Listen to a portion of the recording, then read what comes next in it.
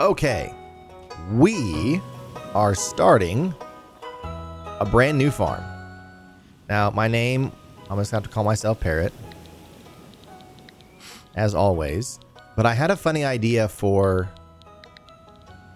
the farm name, and I want to know what you guys think. This might not work. Oh, I know I have a 500 character limit. This will totally work.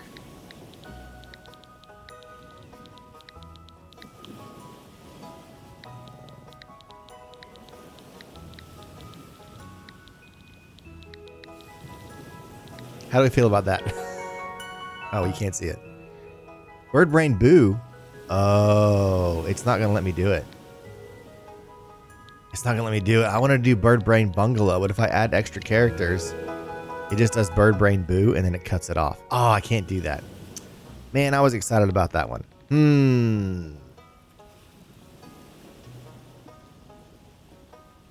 Bird Brain Bungalow was so good. Favorite thing?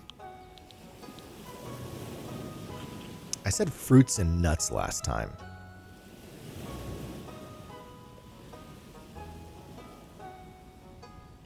What is my favorite thing? How about I just put rain. I love rain. We've had a lot of rain lately, so rain's on the brain.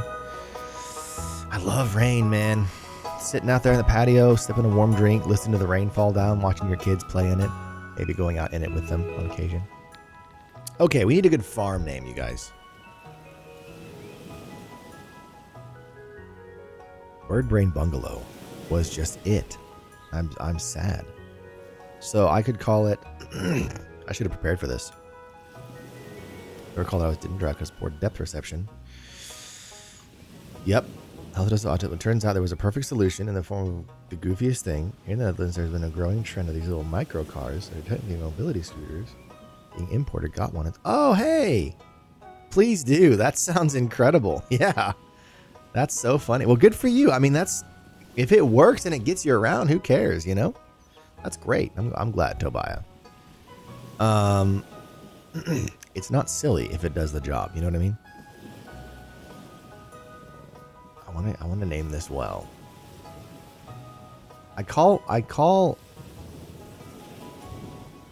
my island Parrot Mode Island. I guess I could call it Parrot Mode Farm again. That seems... What about just Bird Brain? Bird Brain Farm. I'm overthinking it. That's it. Bird Brain Farm. I don't need the bungalow. We have farm. I think you just Discorded me, Tobiah. Oh, that's awesome. I've seen those. It looks like... That first picture looks like someone took a JPEG of the car and, like, smashed it in. But, hey, dude, it's a little single-seater. That's awesome. Hey, it gets you around. I love it. Thanks for sending me that. That's fantastic. You know what? I'm also going to pop in the Discord and say... that I'm live. I think maybe people have probably forgotten. I should have announced it last night, and it was like 11 o'clock, and I was tired. Twitch.tv/parrot mode. Boom. Okay. Bird Brain Farm. Favorite thing is rain. Animal preference, definitely not a cat. There's lots of more dog options, which is great. But I just, my dog was Honey, and she was a yellow lab, and so I will always forever use this dog. I can't help myself. Singular front seat, a backbench, goes no faster than 45 kilometers per hour. Now that's what? If 60 miles an hour is 100 kilometers per hour, you're looking at under 35 miles an hour. I'm sorry, under 30. So I'd say that, wow, it tops out at less than 30 miles an hour. That's wild. That's very slow. You can't go on all the roads then, surely. Like are you legal on any road? Because 100 kilometers per hour would be minimum for things like highways, right? That's wild. Let's see. Let's see if we can get the right hair here. I have recently changed my hairstyle to a more... It was just all over the place, and so I've been brushing it straight back more. Let's see if I can find... Whoops.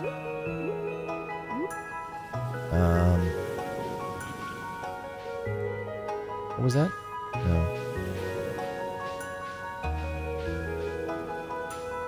No, not that. No. I may just have to stick with just whatever dude kind of hair. Oh, well. No, that's not it. That ain't it, Chief. Nope. How much hair is there in this game?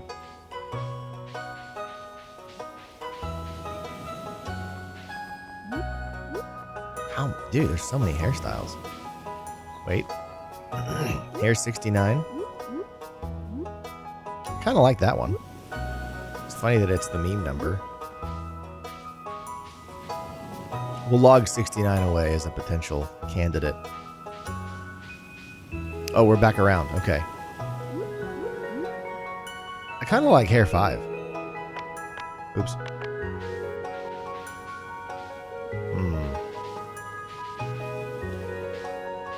We're going to go with hair 5. I know I can change it.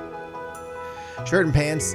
I get so lost in the weeds on shirt and pants. I just stick with the Mario look because I'll change it later. We're going to be here forever. Town roads, small back roads, bike paths of all forms. Bike paths. Whoa. So I desire to go on a sidewalk. That's crazy. In America. Oh, yeah.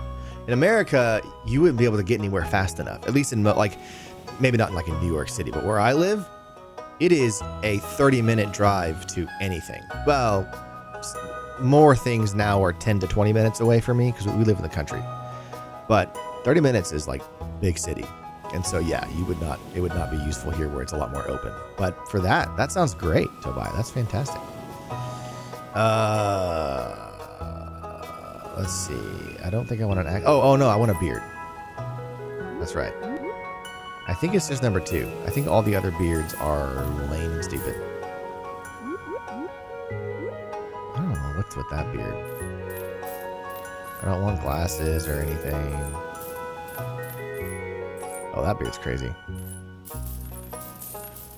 Oh, yeah, accent 2. Okay. Fantastic. Love this thing. Very useful game. Woman's gonna get it. Ionata. That's great. Oh no. I'm so sorry that happened. So do you have it back? Is it repaired? Okay. Oh, I'm eye color. I gotta do. Oh shoot. I hate when I accidentally start moving these things. I got blue eyes. Bluish eyes. They're not like sky blue though. They're like kind of a deep blue. There we go. My hair color, maybe a little darker. Right? I'm starting to go gray, so we'll leave the pants alone. Okay, now the big question. I want to start by telling you the farms that I will not do. I will not do the Four Corners farm. That makes no sense. I will not do the Wilderness farm. That would not be fun for me. I do not like the Hilltop farm. I do not like it. Sam, I am. The Meadowlands farm, I don't care for. I don't want to start with animals and stuff. I want to focus on crops and all that. So really, it's down to... Riverland, I think, is too sparse and I think too limiting. Not for a mainstream farm. I might do that as like a secondary farm, but not for a main. So really, it's down to like forest, standard, or beach. And I say beach hesitantly because like beach is also really tough. And my understanding is beach really only becomes feasible if you get a really good sprinkler-based farm going on the desert island, which I forget the name of. I forget the name of that island. So really, it's down to standard and forest. Those are just the two that work for me. And it's like, do I want all the room or do I want the forest perks? I've always been partial to the forest farm. But those stumps, dude. When you need that hardwood, those stumps are great. And I don't mind that the space is limited because I'm not min-maxing. I'm not going crazy.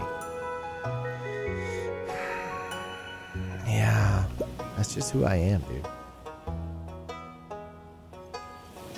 I like the idea of the beach farm the most. Beach is the vibe I love, but I have my older brother is a Stardew Valley min-maxer. Like, he's completely insane, super into it, and he was like, yeah, the beach farm is tough. He likes it because of the challenge, but I'm not here for a challenge. Going twice the speed limit. Ignoring traffic rules and common sense. It was a town road. Okay. 30 kilometers an hour is your speed limit there? That's so slow. That's like our school zone speeds in America. Wow. The hit and run.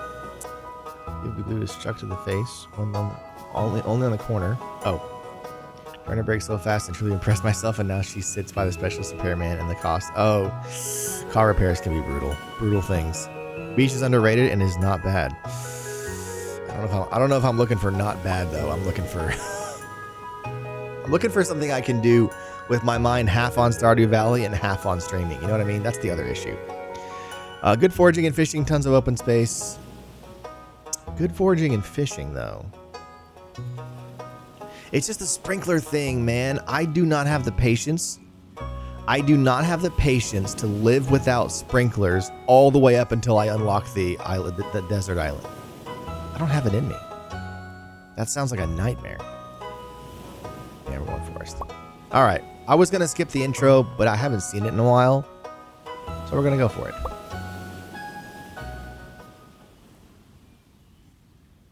Well, I'm glad you're okay. I hope that the repairs can get done reasonably enough. And for my very special grandson, the ping pong table bed, the stuff of legend, and that sword, dude. Sealed envelope. This song is awesome. I love this song. It's so emotional. Don't open it yet. Have patience. Like the music rises right when he gets into his main point. It's so good. There will come a day when you feel crushed by the burden of modern life. Yep. Didn't even know about AI yet. And your bright spirit will fade before a growing emptiness.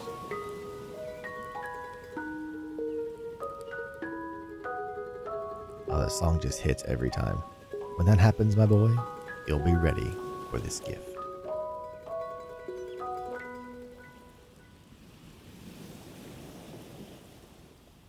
Now let Grandpa rest.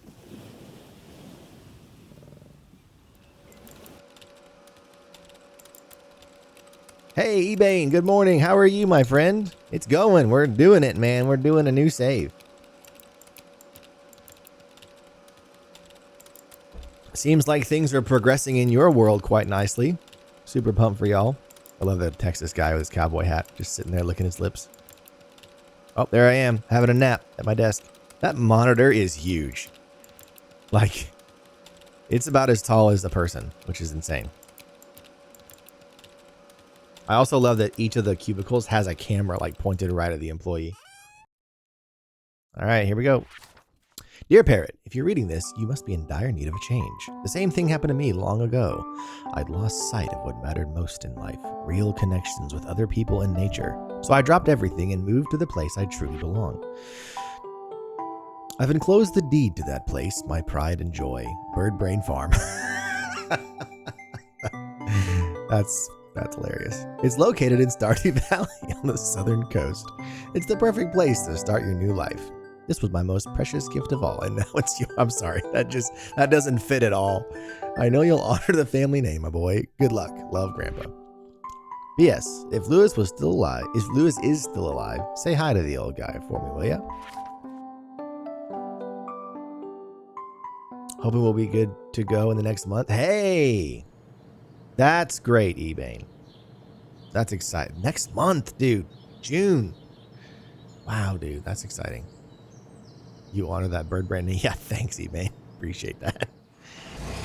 Anyways, trying to live without a ride. Showing myself as a alive. time the car of my mother. Let her beloved 2-night Mother's Day trip. Oh, okay.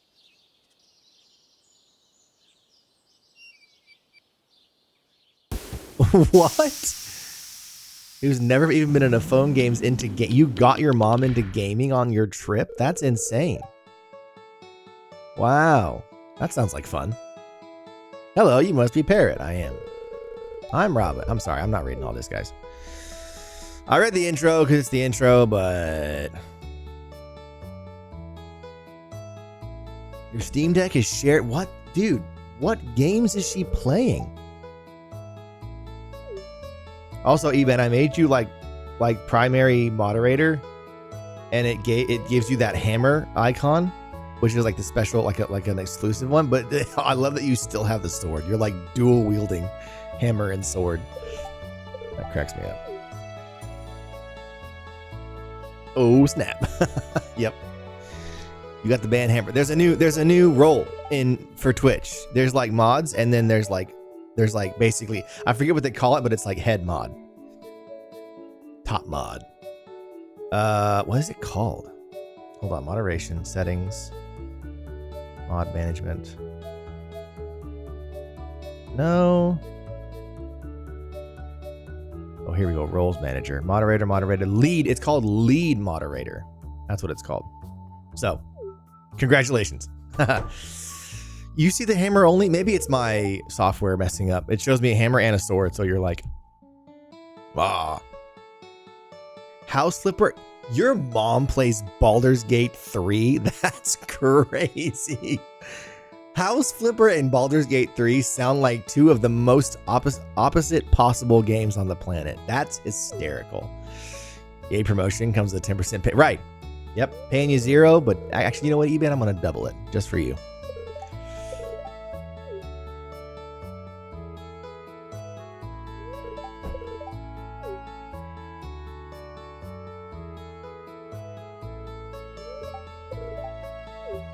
Rude. She called the house crusty. Guys, I'm rich. Yeah.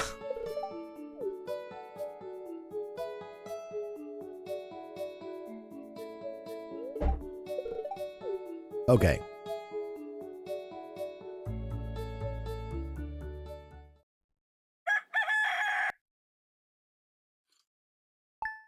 Can finally get that getaway property in the Bahamas. You gonna invite me or what? I'm gonna try something here. I did some new commands. Nice. Okay. I still don't have that coming from a bot, but I'll figure that out later. I figure I'm tired of explaining to people every time all over again, like how the animations work. So there you go. Parsnip seeds. Holy moly.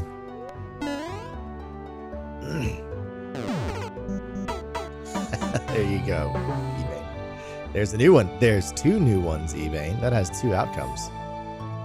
I don't know why I'm doing weather report. It's the same at the beginning. All right. Okay. First things first. I cannot stand it when the toolbar jumps around. We're locking the toolbar. Absolutely insane. We're going to scale the UI up a little bit for y'all's sake. That feels good. And we're going to zoom in a little bit as well for y'all's sake. I think it makes it a little more visible on stream. A little easier to enjoy on a small screen. Okay. We're also reorganizing our tools. It goes pickaxe, axe, scythe, hoe, watering can. In that order. There is no other order. There is one right way to do these things.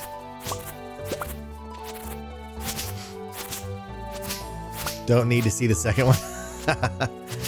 Yeah, I think you probably know what it's like. But it's finished now. I mean, you only saw it in its unfinished state on the art stream.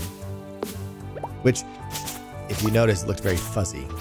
That's going to get fixed eventually as well. I know why that's happening now, and I know how to fix it. To be fair, I have been playing one-on-one D&D with her for a while now. Oh, okay. Well, that's an easy translation. That makes sense. Not entirely out of left field, but yes, she's obsessed with House Flipper and so very determined when it comes. That's so funny, man.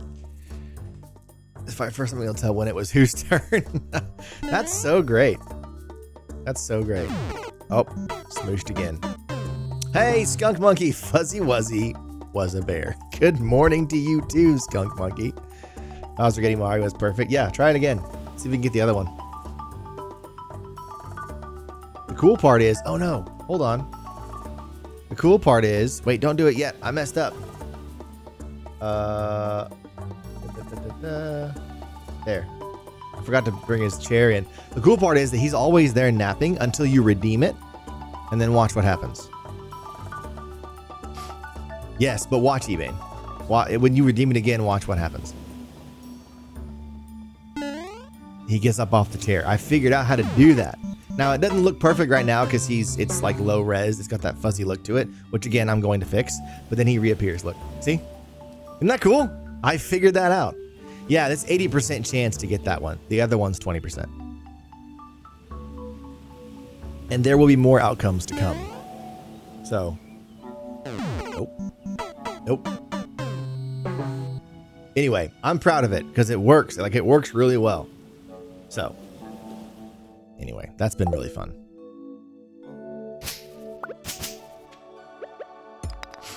Day one is just all about cleaning up a mess.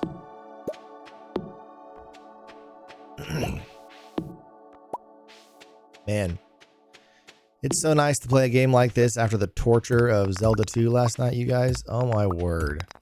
I almost rage quit. I'm serious. I really almost did rage quit. And I think I might finish now. I'm on Temple 5 out of 7, King Trash tells me. So I think I'm gonna see it through, but dude, it almost broke me. Some of those enemies are ridiculous.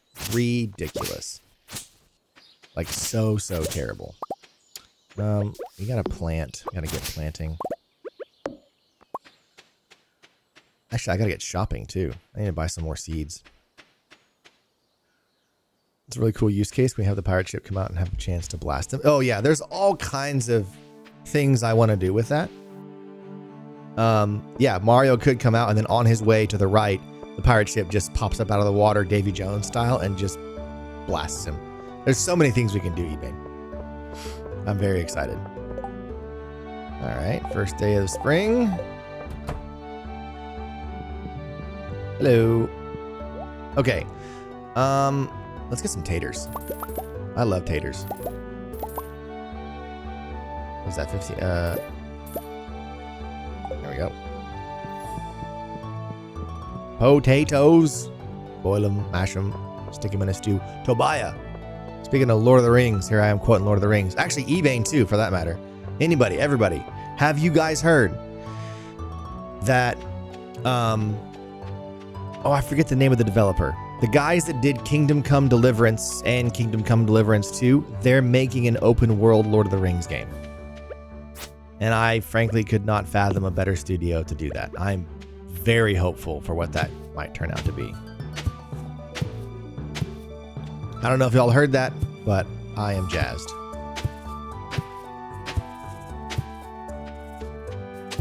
I don't know why I always put the first garden right here. I'm just so uninventive. 1, 2, 3, 4, 5. We're gonna do a line of parsnips to like make sure I get everything organized correctly. There we go. Nope. Yeah, I've heard of it, hadn't seen it. Well, they haven't showed anything. They only just announced they were doing it yesterday. Like, it's brand new information. There had been rumors swirling, like someone maybe is working on an open world Lord of the Rings. We're not sure. Turns out it's them, and dude, could not think of a better studio to handle that. Seriously. I mean, I'm so excited. Because I haven't played those games, but I've watched a lot of them get played. Like, I've watched Carnage play them a lot, and their attention to detail and, like, historical accuracy is super admirable. It's still a video game. Like, they can't get everything perfectly right, but like, they care, and that matters when it comes to something like Lord of the Rings. That matters a lot. So I'm jazzed. Speak not of Lord of the Rings getting burnt. Well, sure. I mean, it's like, it could be bad. We don't know until it's out. There's never a guarantee. I'm just saying, if it was going to be in anyone's hands, this dev, who I can't believe I forget their name, they're high on the list for me personally, even though I've never played their games, just because of people that I trust who know games like this well and have talked about it a lot. It's like, it sounds like it's in good hands. Where else would you put it? It's close to your house in I mean, yeah, I guess. I don't know. You're right. You're right, I guess. Maybe I'm too hard on myself, Skunk Monkey. Want it to be good, but for sure, I get that, Tobiah. Did you ever play Lord of the Rings Online, Tobiah? Curious. I have it, but I've never really done anything. It's still going. I mean, people still play it. Supposedly, it is an absolutely enormous Middle Earth that's pretty accurate, I think, and people love it. But you just finished Subnautica 2's storyline. Oh, nice. Great game. Sets up the rest of the game. Oh, very cool. Okay. Only Lord of the Ring games I've played are The Shadow of Mordor and the Two Towers game that was based on the movie when I was a kid. Oh, really? I forgot about that. Shadow of Mordor War was a great game. It's huge, but the game itself is so hit or miss. Lord of the Rings Online. Okay. I get that. I mean, it's old, dude. It's one of the OG MMOs, I think. Been around for ages. I'm almost out of energy. Let's just use the rest of it. So I was going to say something. What was I going to say? It was about, Shadow of Mordor. I started that game and it seemed great. Good systems and all that. I don't know. I think it was just where I was at that point. I wasn't feeling it. I just could not keep playing and I ended up selling it. So it wasn't because it was bad. I just was not in the mood for that game at that time. And I don't know. It was very Ubisofty, which I know that was the idea, but anyway, it was fine. Also, wait a minute. Is there anything else I should do? I guess I can just go around and introduce myself for a while. Also, can I craft? No, I don't have enough wood and I'm out of energy, so that's okay. I was going to say, oh man, I'm just going blank this morning. Something about Lord of the Rings, Shadow of Mordor. I don't know. I don't know what I was going to say. Actually, see, that's menu, that's crafting. Is there a shortcut? Here we go. I'm trying to figure out what all the shortcuts on my controller are to get to all the different things. Oh, hey, here's some people. Hello. Yes. Introductions all around. Dude, I got so spoiled from those books that make you run faster. What was it, like Spirit of the Wind or something? And I feel so slow now. It was a good game without the Lord of the Rings title. Story wasn't like it, but I enjoyed it. Yeah. I want to say they said that they were bringing in new story, like a new side character or something with the approval of the Tolkien family / foundation / whatever that's called, which is fine. I'd rather them do that than take the Silmarillion and butcher it, which is my understanding is what happened with Rings of Power. But I don't know enough about all these things to speak on them with any authority. So maybe I'm just repeating other people's complaints and not adding to the conversation. I don't know, but the movies are just so good, man. I know that nothing is ever completely sacred, but like, it's so hard to be like, man, I don't think anyone else can improve on those movies. Like, a lot of people have said that about a lot of things, but man, they are just lightning in a bottle, dude. They're so good. Rings of Power is horrible. Yeah, I got 2 episodes in and I was like, nope. Oh, nope. We're not doing this. Couldn't get into it, man. And, you know, I feel like in some ways they got close, but in many other ways they did not. So, Rings of Power hurts my soul because like there was ways they could have done what they wanted, but they did it so bad. Yeah, I agree. Oh, I'm full. It's just unfortunate, man. It's such a great property.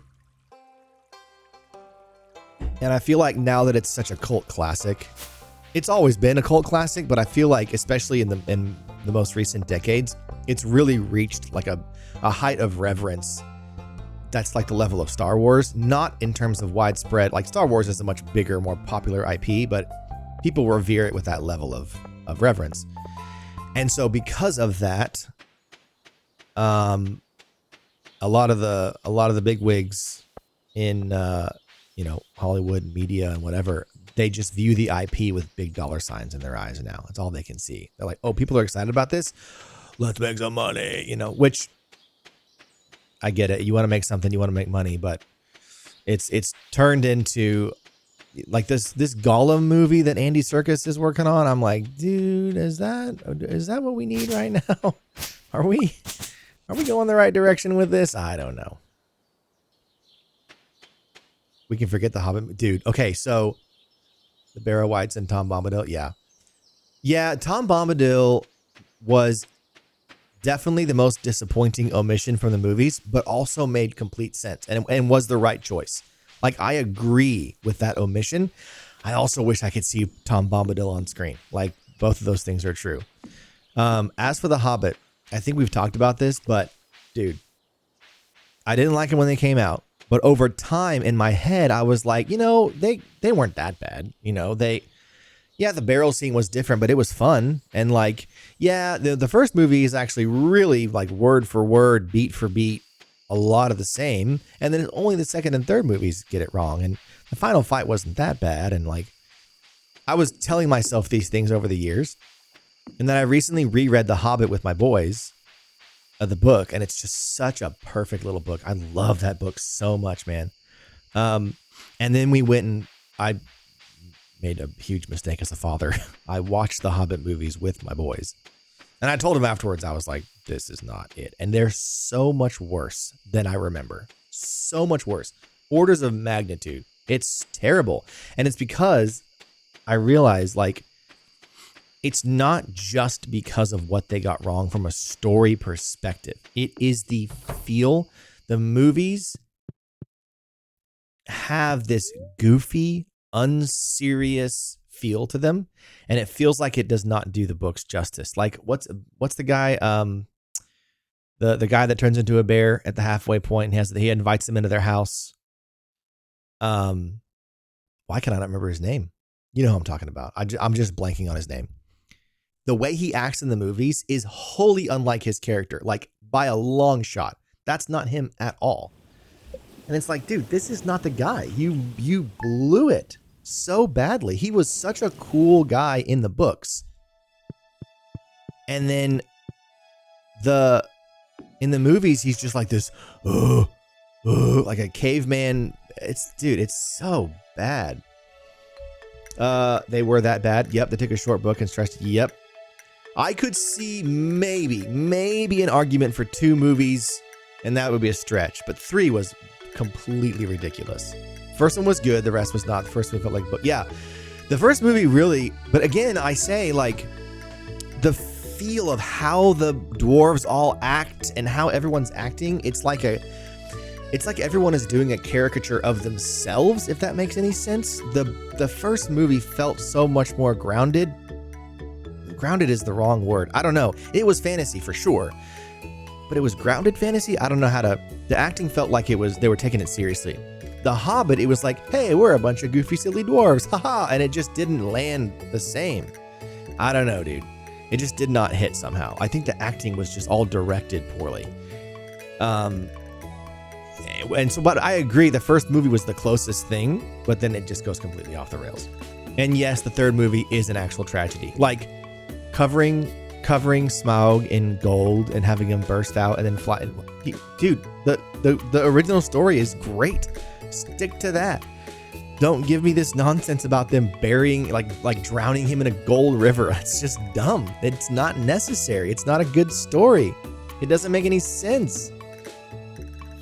They tried to take too many stories from Silmarillion. Oh, was some of that stuff they added from the Silmarillion? That doesn't make any sense. Those are 2 totally different timelines, aren't they? Or not timelines, but like points in Middle-earth history. That's crazy. I don't know, man. It was just such a bummer. Just got back from our fishing. Oh yeah, Willie. Our boy Willie. It's officially time, you guys. William.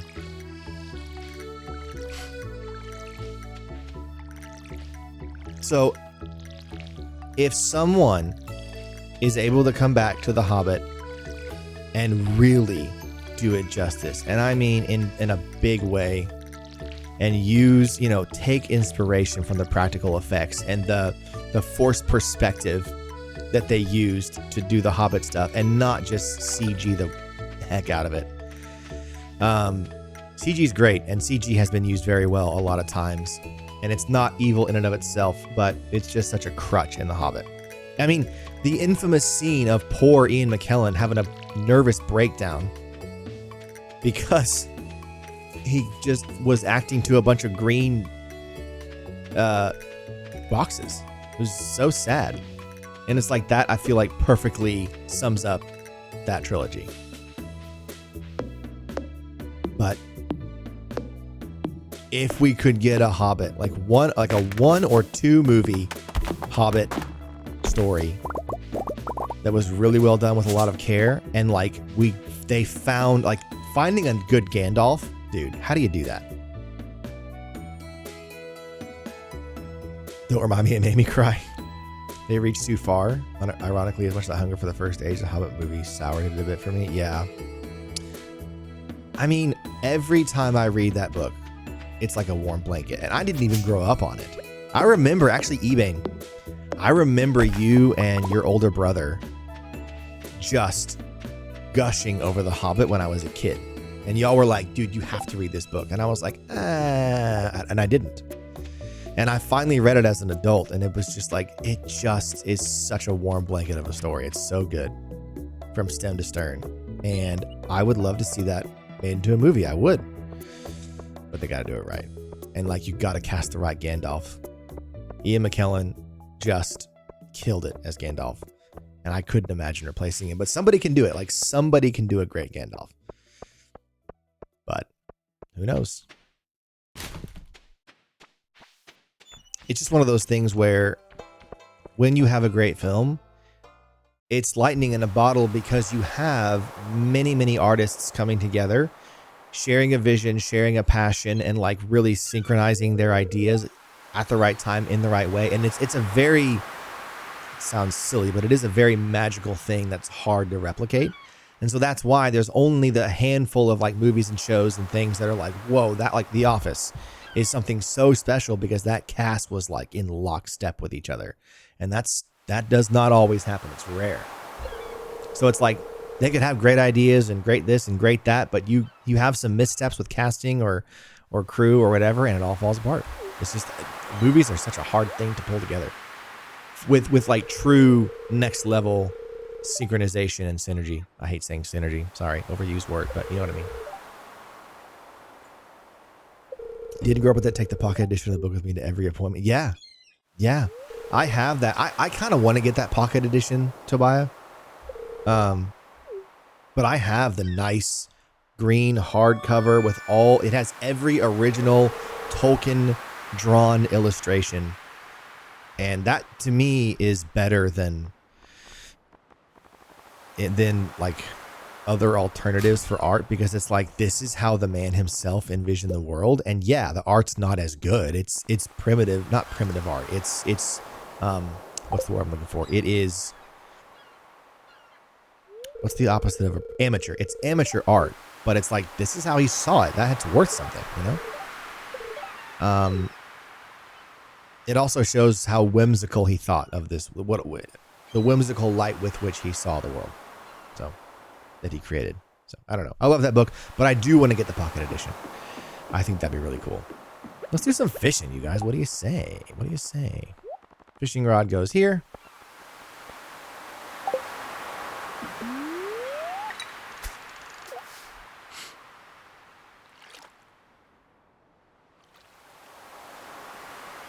When I streamed Kirby recently, it was oh, this fishing is so easy.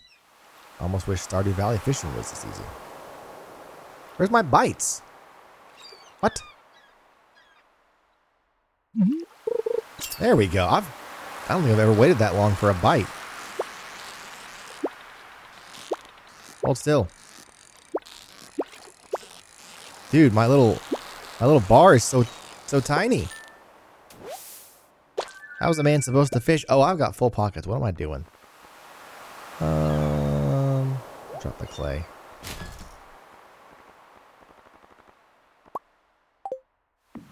All right, no more fishing. We got empty pockets. I gotta go build a chest and put things in the chest. Hey, Real Queen, good morning. How are you? Parrot stream at a reasonable time. This is gonna become a regular thing. Thursdays, unless I have some kind of a reason I absolutely can't. Thursdays are going to be Stardew mornings. So more reasonable time streams are coming. It's just that where I'm at with my life right now, my work and everything else, evenings for me were just what I could do. So sorry for all the middle of the night streams, but I'm trying to balance those better. Trying to do more morning stuff if I can do it. For me, yeah. Tobias in the same boat. I personally, I prefer streaming in the morning. It's a fun way to start my day. I feel like, is that going to be a book? Please be a book. Oh, wait, I need the hoe. Oh, carrot seeds. I'll come back. Because when I stream in the evening, like my energy's kind of already spent a little bit, and I like streaming in the morning. It's just, I get my coffee and I don't know. I like starting the day that way. So I'm with you guys, but I got to do what I got to do, you know? I'm getting back to a weekly scheduled stream cautiously. I'm really hoping I can stick to it and keep doing it because I love doing this, but we'll see. With the way my job goes, things can change very rapidly. But I'm trying to... slowly, I'm gaining more and more control over that, so... Can I destroy these bushes? I thought I could. Oh, I guess not. Okay, we're building a bin, a chest, a bin. We're building a chest. Oh no. Can I just drop this? Why can't I just drop it? Fine. I thought I could just drop stuff. How do I drop stuff on the ground? Hooray! Materials. Alright.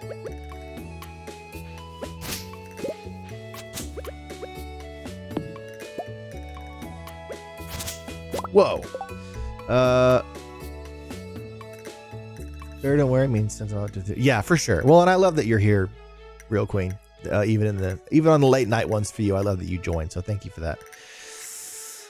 Dragged into a full week of D&D video games, heading into our usual 2 nights away, and then nearly got dragged into a side quest that will restore the church's beamer system. Beamer? What's a beamer system? I'm guessing that's not a system to buy BMWs. I don't know what a beamer is. Have an operation, been preparing for a while. I've tried to head of the local church use that need to do things because I volunteered to organize the handing out of. Oh, okay. Well, wow, you're a busy bee, Tobiah. Good for you. My goodness, got a lot going on. That's good.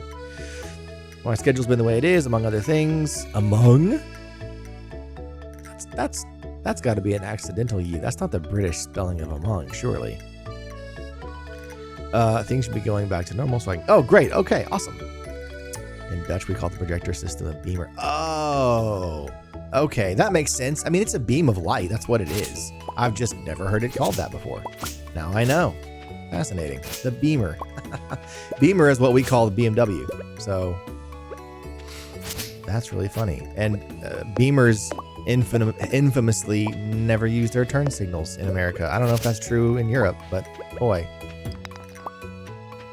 Ask anybody in America if they've ever been behind a BMW.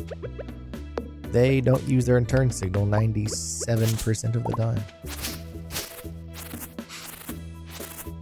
I don't know why that is. There's plenty of other fancy cars out there. It was a BMW that hit you? See what I mean, dude? There's something to it. There's something to it. Accidental U. Okay, I thought it was. I was like, I know that In British English, they throw a bunch of extra U's in there for no reason, but I didn't think among was one of those. And yes, it's for no reason. You're literally doing more work to say the same thing. Don't tell me about your color with an extra U. Save yourself some time. COLOR. See, we're all done faster.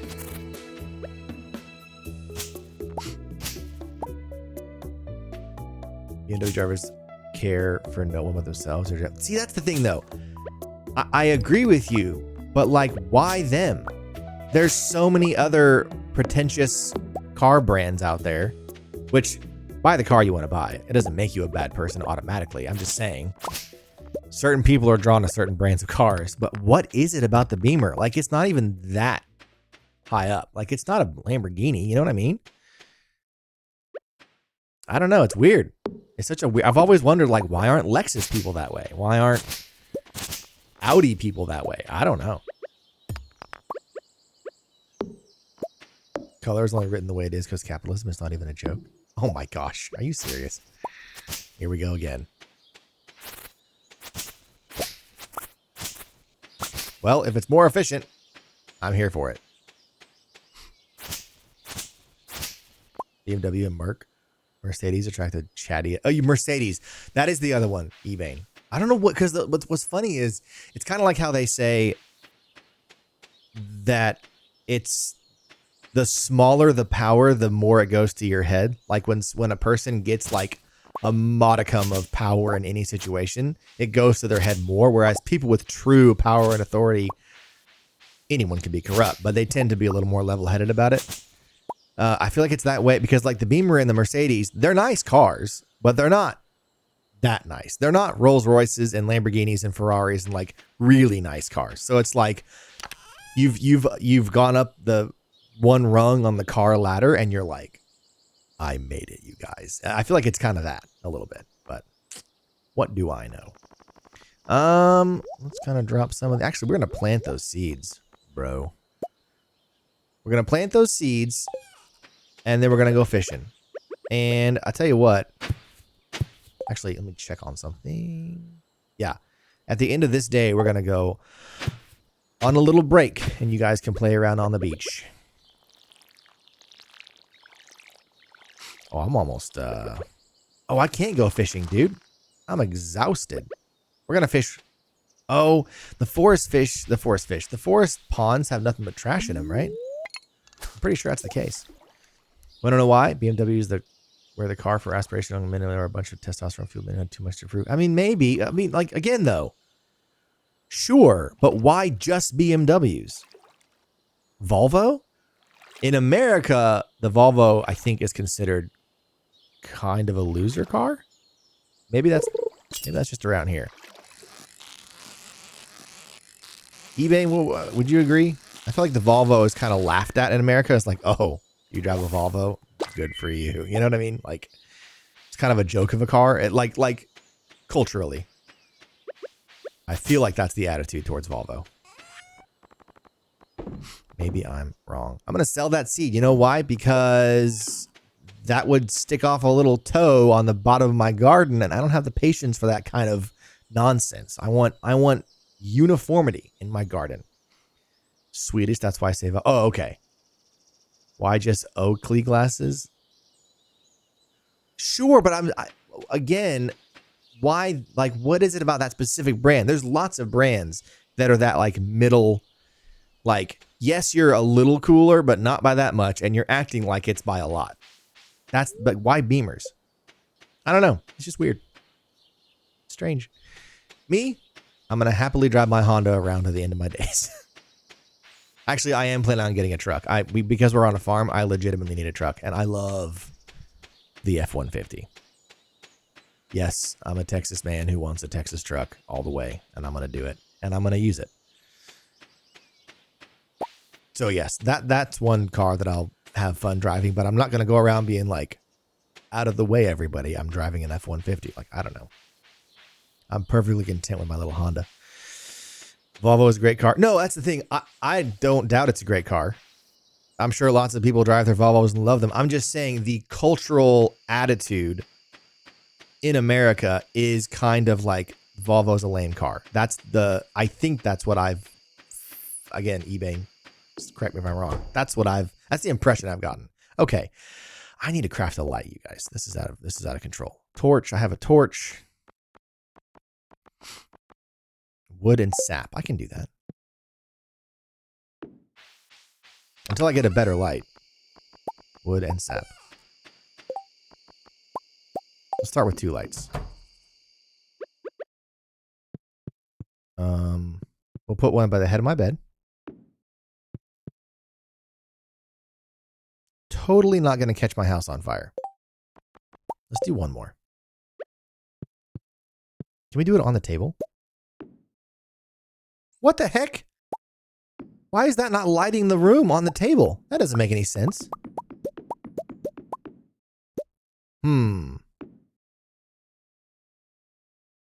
Wait, how do I pick it up? How do I pick it up?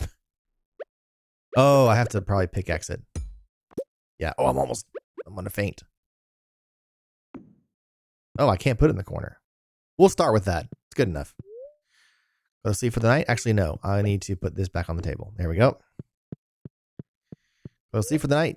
No, I need to plant the carrots, but I'm going to faint if I do that. Hey, level 1 foraging. Look at that. The exact same reason for the Oakley H sword became the brand. Yeah, I guess so. I made it, car. I guess so. Yeah. So if one guy does it and he says, I got a beamer, I'm cool. Then a bunch of guys go, oh, I have to get a beamer to be cool. I get that. Yeah. The seeds are worth 0? Well, I'm never doing that again. Lululemon girls, dude. Did that reach you guys too? The Lululemon marketing thing is out of control. It is crazy. Those ladies, they love their Lululemon. Actually, I know some guys that do as well. Okay, we're taking a break. Please enjoy some music. We got to get some ads out of the way. I'll be back in a few minutes. We're going to keep farming in the rain. Be right back.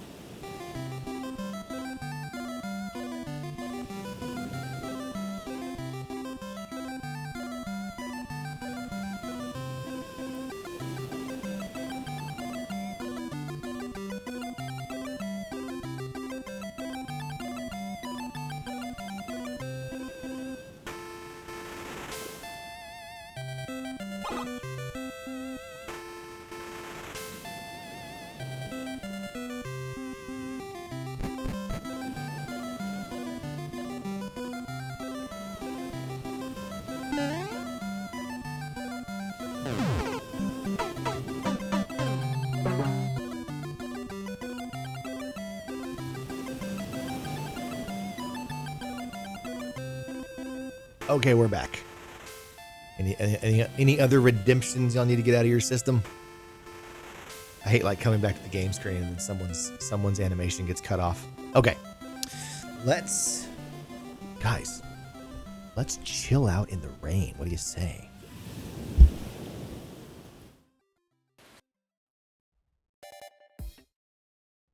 All right.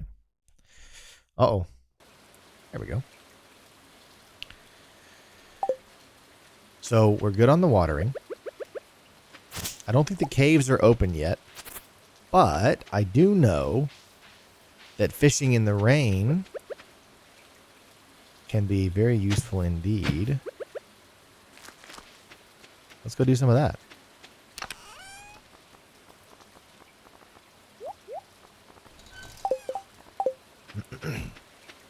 Let's go to the ocean. What do you say? Stardew Valley, dude, it's so good, man. By the way, do y'all feel like you guys can hear the game okay underneath my voice? I know I asked that a lot, but every game just has a different volume, and haven't played Stardew in a while. Seems on my levels like it's about where it should be, but I don't want it to be too loud that it overwhelms me, you know? But also not so quiet that you can't enjoy it. Caves open on Friday, fishing the river on rain days, good for... Oh, okay. Done and done. Thanks for the tip. There's so many things about this game that Concerned Ape just intuitively understood. And one of those was just to let the rainy days be rainy days. There's just nothing like it, man. Like, how did he know that in real life, I love to just sit and listen to rain and nothing, and just smell the rain and nothing else? Borderlands series is a very great game series. Borderlands 2 is peak. Yeah, no, Borderlands is great. I never really got into it as much as my friends did. I want to say Ebane's a big-time Borderlands enjoyer, but I had some friends of mine who were seriously into it. Really loved the multiplayer aspect and all that. And yeah, I think most people agree it peaked at 2. Apparently 4 was kind of a disappointment. I didn't play it, but people seem to not be thrilled about it. Sadly, it's not family friendly. No, it's not. Well, and I mean, games like that don't bother me too much. It depends on why they're not family friendly. But like Borderlands, as far as I know, it never really bothered me.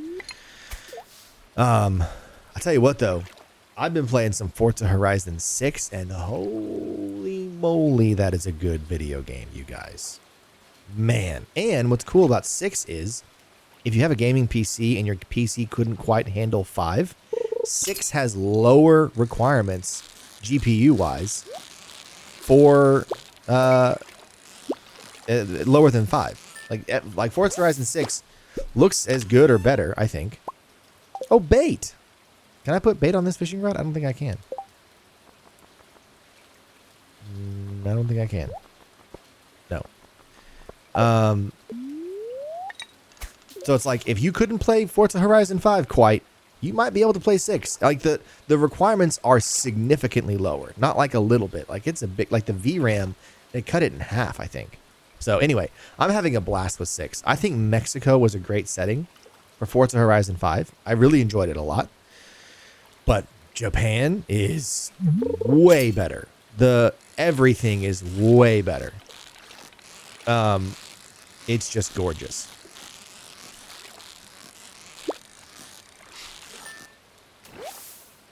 Actually, I'm gonna take a quick pause. I'm gonna show off to you guys real quick. I took some photographs in Forza Horizon 5. I spent a little bit of time with the photo mode, and it's a lot more robust than I expected. And I'm super into it. It's been a lot of fun. You can actually mess with things like exposure and aperture and shutter speed, and you can do motion blur things, and it's great. So here, I'm going to drop this in the video game Discord. Seeing with photo mode in FH6. It's amazing. Just put that in there for context for everybody else. So there you go. That's Forza Horizon 6. I've been having a ton of fun with it. You can't destroy cherry blossom trees. Yeah.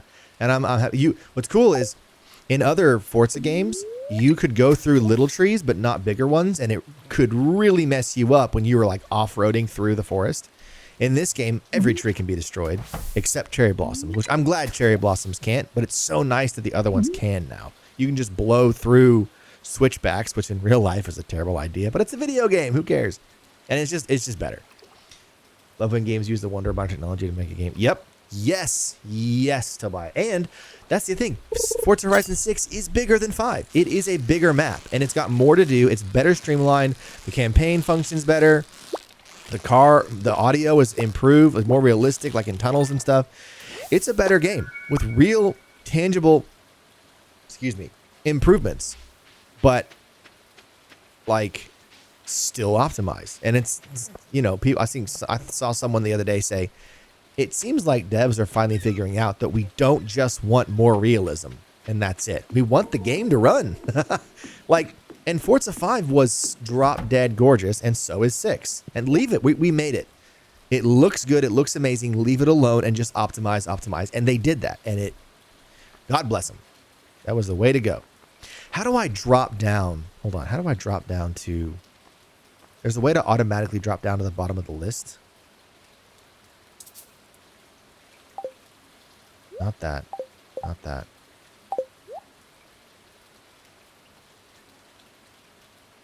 Nope. There, it's that. Okay. Sorry, guys. I'm figuring my buttons out. Haven't played on console in a while. I want the bamboo pole, but I want the backpack more. We're going to come back for that bamboo pole.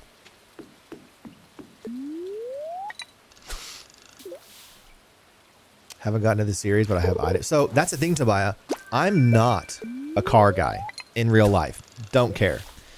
But Forza Horizon is just arcadey enough.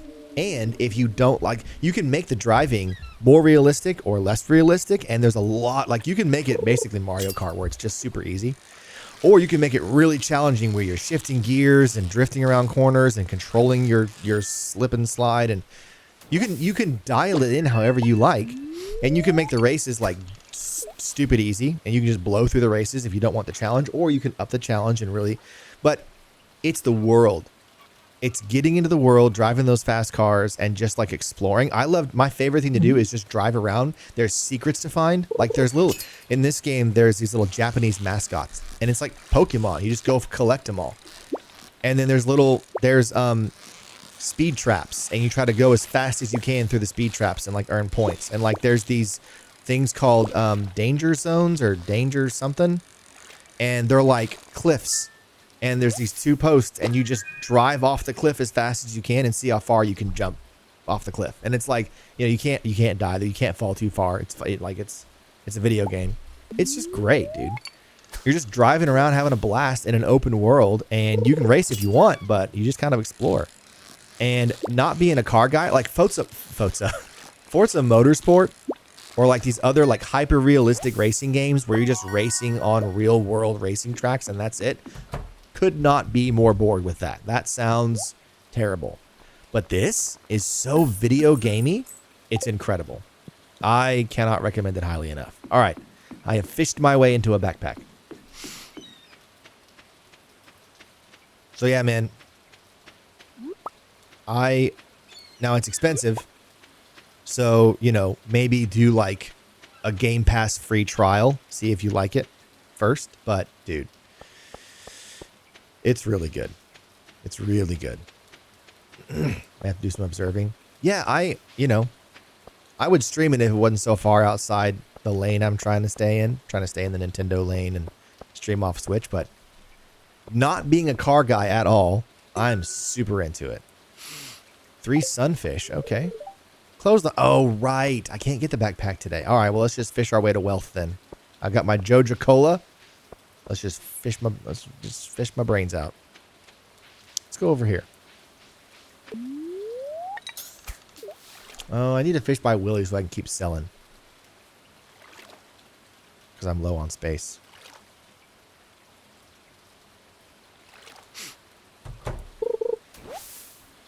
And like, I feel like in the way that walking around Skyrim is just kind of a vibe. Like Skyrim has all kinds of great things to do, but one of the best things to do in Skyrim is just to walk around and do nothing. And it's like that in Forza Horizon 5. Now, it's not the same vibe at all, obviously. It's a car driving game. But driving around Japan is so chill. Just like putting the radio on or turning the radio off and just driving around and going down dirt paths. And you can switch cars on the fly in place. So, like, you can go super fast down the highway and watch all the scenery go by. Or you can switch to, like, an off-road vehicle. Like the Halo Warthog is in there. You can buy that, which I have that. I always get the Warthog. And you can just go off-roading through the woods and through the snow. I did a ski jump in that one photo I posted on Discord, and like, it's just great. It's just great.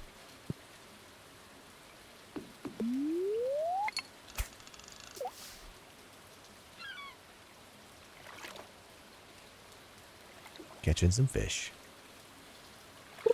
Doodly-doo, doodly-doo.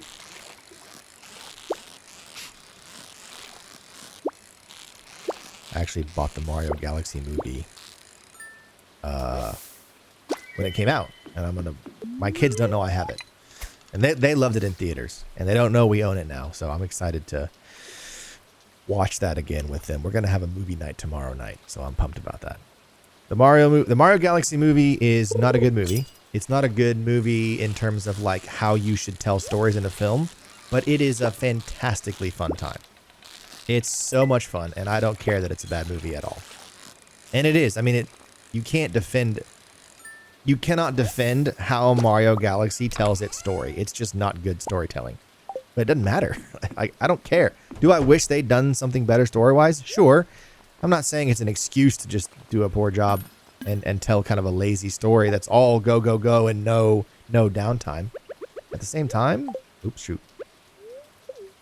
The references are so good, and it's so much fun, and I was just like grinning ear to ear the whole way through. Right. And I think it's like, do we exist to make sure that all the kinds of art that we do are done the way they're supposed to be done? Or do we exist to just explore the boundaries of art and have fun with it? Like, there were people when photo cameras became more popular, there was a lot of artists that were like, well, art is dead. So you can just take a picture of the real world and that's it. Great. Good job. And now we understand there's real artistry to photography, but back then that was insane. And so it's like, there was a lot of like, you're not supposed to do it this way. And it's like, yes, there is a right way to make a film from a story perspective. You need quiet moments. You need exciting moments. You need good dialogue. You need good character development. If you don't have those things, as a movie, it's not as good as it could be. But the best analogy I've heard that a friend of mine used was the Fast and Furious movies. Like, I don't particularly enjoy those movies, but the people who do, if you tell them, hey, did you know that Fast and Furious doesn't have a very good story? They'd be like, yeah, dude, that's not the point. It's fast cars and it's cool. That's it. That's fine. Like, why can't a movie serve that purpose, you know? So, I think people get all bent out of shape. Oh, okay. Well, that was a profitable day. We made up to 700 gold. Gonna make a little more when I sell this last fish. I found myself with new appreciation for driving these days, though I'd have the tune be less realistic, so that does sound fun. Yeah, and that's the great thing. You can tune it to where, I mean, it's dead easy. And, like, it's very, very customizable. And you can make it very arcadey, and you're not thinking about it, and you're just taking the curves easily. And I like a middle ground where it helps me out with some stuff, but I still have to, like, slow down around a corner or I'll drift right off the edge. Also, though, I don't know if you probably haven't played Mario Kart World, but it has a rewind button that with no punishment. Like, if you go off a cliff or crash your car, you can just hit Y and you can just hold it down and rewind the whole thing back until you made the mistake, and then hit play and then slow down and try the curve again. And there's zero punishment. The game doesn't, even if you're in a race, all the other racers will rewind. I can't even talk. All the other racers will rewind with you. I'm just burning time. And you can try again. It's really like the game just lets you have fun and doesn't punish you or make you try to. It's not trying to be a sim racer, you know. I love it for that. Yeah, we'll wait on that. Some movies don't need to be good movies, they just need to be fun. Yeah, exactly. Exactly. Could not agree more. Oops. Do I? Oh, okay. I can press B for that. Sweet. Tobiah, the forest farm, will I ever get actual fish out of these ponds? Like, can I fish enough trash out of them to start catching fish? Or is it trash in perpetuity? It has a what? Oh, yeah. The rewind thing has always been a Forza Horizon feature, and I think it's the best indication that the point is not high skill. Like, they're literally screaming, just come have fun. Rewind the game, cheat, who cares? Like, just have a good time. And you can do cosmetic damage, where as you hit things and bump into things, your windshield breaks and your lights crack and go off. And you can even make that more extreme, where your tires wear out and your engine can get worn down, and like you can go crazy. Or you can do what I do and turn off all damage. And no matter how far you fall, no matter how hard you slam into another car or a wall, your car stays pristine and shiny. And the only thing is, like, you'll see like mud or snow or whatever kind of caked around the bottom when you're in those environments, because it feels more real that way. That's it. So it's just like the game just lets you have fun. You have 45% chance of fishing up a forest fish, 5% chance for a wood skip. Oh, okay. So there is a chance. I feel like I always fish up trash in my forest farm, to the point where I gave up. So maybe I just need to have a little faith and try again.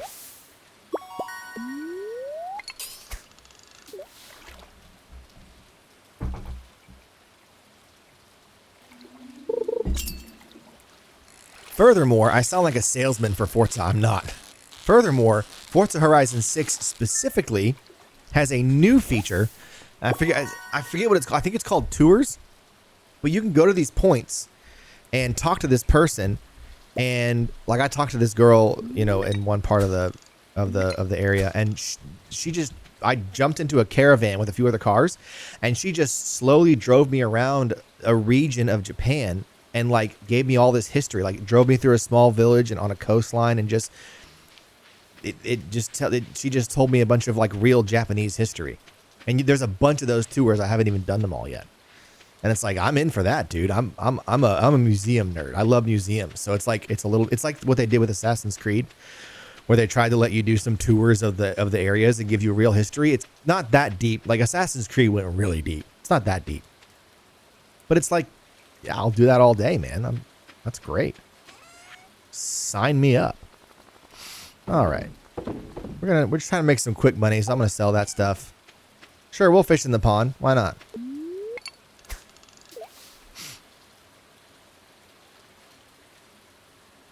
Yes, that's new for Forza Horizon 6, Tobiah. The other games, as far as I know, did not have that. But this game has tours. And for the first time, Forza Horizon 6 lets you build your own house. And I'm talking about going into a house editor builder thing, and you got a little mouse and you're dragging pieces around and like custom building. Whoa, dude. Was that a wood skip? That had to have been a wood skip, dude. That was crazy. And that's a new thing. Like Forza had houses, like Forza Horizon 5, but it was like you bought the house and it was what it was, and that's just where you parked your car. That's it. Whoop.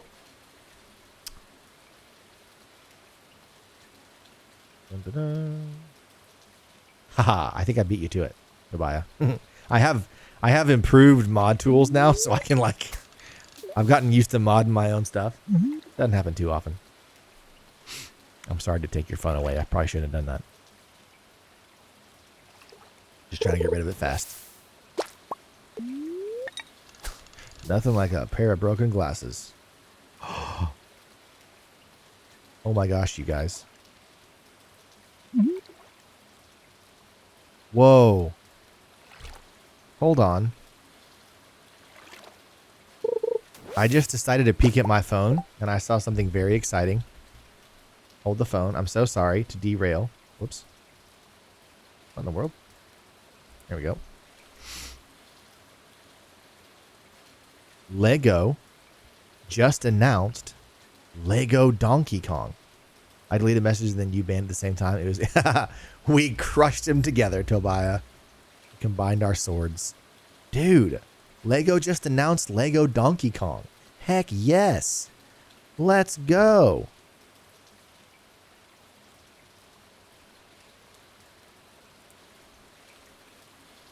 All right, back to the game. Sorry. I don't usually do stuff like that, guys. I'm so sorry. I just saw Donkey Kong. I got so excited. I love Donkey Kong. Uh-oh. It's midnight. Whee. Actually, wait. I really want to try to move that candle. Can I really not put it any further over?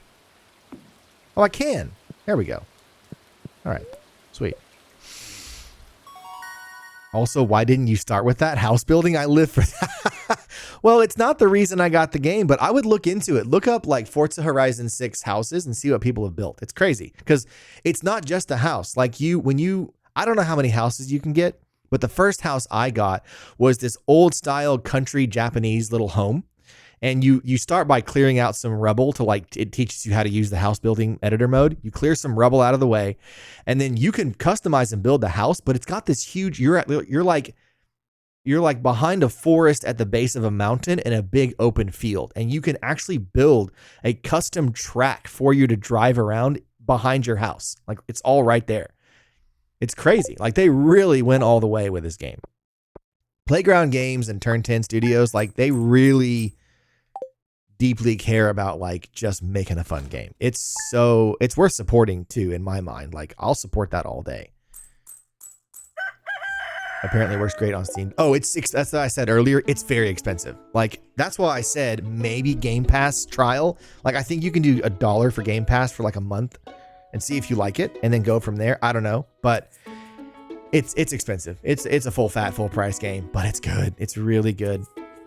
Don't tell me that now. I really want it. Sorry. I'm just trying to share the good news about fun games with the people. Let's see. Sunny tomorrow. What's the fortune? Extra luck. A little extra luck. It's a 5-point scale, right? There's neutral luck, and then there's a little extra and a lot, and then there's a little bad luck and a lot of bad luck. It's a total 5-point scale. Isn't that correct? I want to say that's what I'm... Oh, no! Do I have the scarecrow recipe? No, I have to get it. Ugh. Daggum scarecrow. Couldn't you have eaten my mixed seeds or something? Goodness.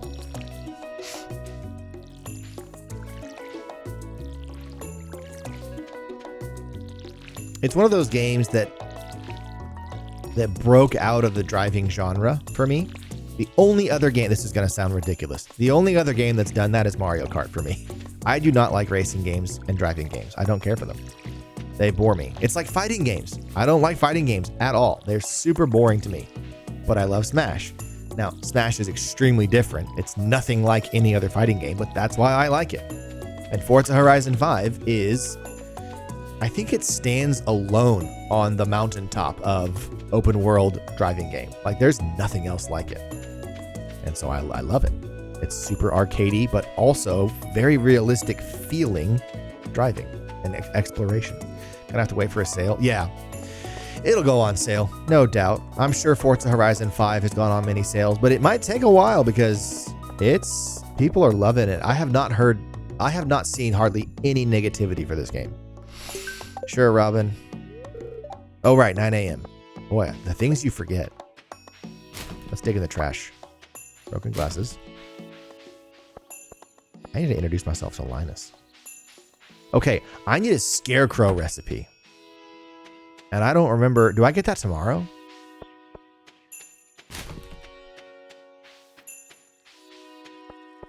Let's check for seashells on the seashore. Oh. Nope. Oh. No seashells on the seashore. I might as well do some fishing. I guess I could go clear some stuff out as well. What's up, Willie? We'll catch one fish and then we'll go get our backpack.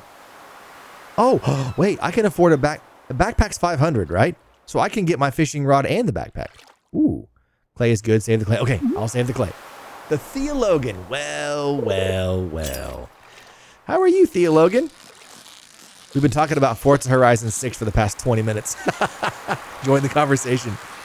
Theologian is also backpack. Yeah. No, I know I need the backpack, but I think the backpack is 500. Meaning I can buy the fishing rod and the backpack in one day, guys. Crazy work. Here we go. Bamboo pole, not the training rod. Wait. Oh, I have the bamboo pole. I'm dumb. The first backpack is 2,000? What? I thought it was 500. Also, I don't want the bamboo pole. I have the bamboo pole. What I want... Ugh, I'm dumb. I want the fiberglass rod. Never mind. Everything's more expensive than I thought. Don't listen to me. I don't know what I'm talking about. I was singing the Dora the Explorer song. Dora the Explorer. That's why I bragged about almost always getting backpack with day 2.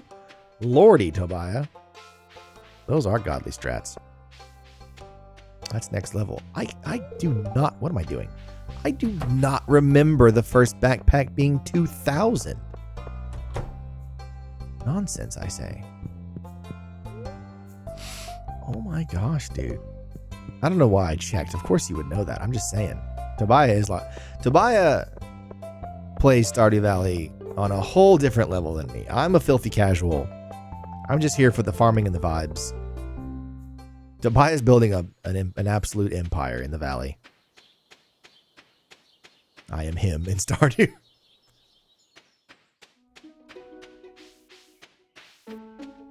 Well, let's go burn some more energy. Gotta let my plants grow. Do I get a scarecrow recipe tomorrow? Can't remember. Oh, I can't jump between... I feel like the button combos are a little on the inconsistent side here. Not having that first backpack is such a pita.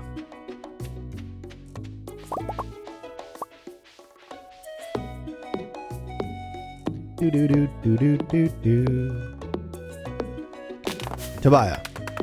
Or anyone, really. Anybody in the chat. What's your wish list for 1.7? I was very surprised because 1.6 was supposed to be it. I don't even know what I would want to add. I really don't. I have no idea. He's already added so much more than I could have ever wished for. I'm like, more Stardew? Okay. Sure, man. Knock yourself out. Just grind really hard in the game to build my dream RP farm. I min-maxed the RP and set myself for status. There you go. That makes sense. Early gains so you can relax and just chill your way to the top, basically. Dude, it's so satisfying, Theologian. It's so good. Nothing like it. All the little different levels of like all the different little pitch variations too. Best. I'm gonna leave the trees that are in the grass for now because I can't use that to farm anyway. I'm sure they'll be in my way at some point, but I'm gonna leave them alone for now.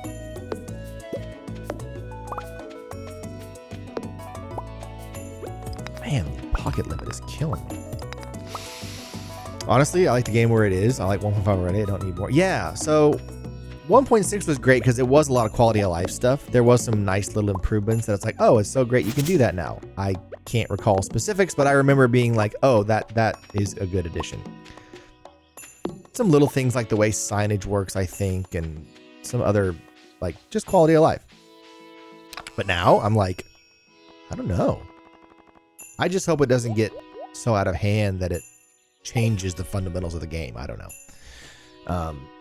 But I've been racking my brain. I think like new relationships is the only confirmed thing. That's right. He did like a special announcement. And it's like, I mean, That's cool. I'm not interested in either of the new options at all. So, okay. And I think you can get divorced now or something, which is like, again, fine. But if everything's going to be like that, I guess I'm not super jazzed about it, but we'll see. All right, let's go meet some more people. Oh, no, I can drink Joja Cola. What am I saying? Back to work, man. Oops.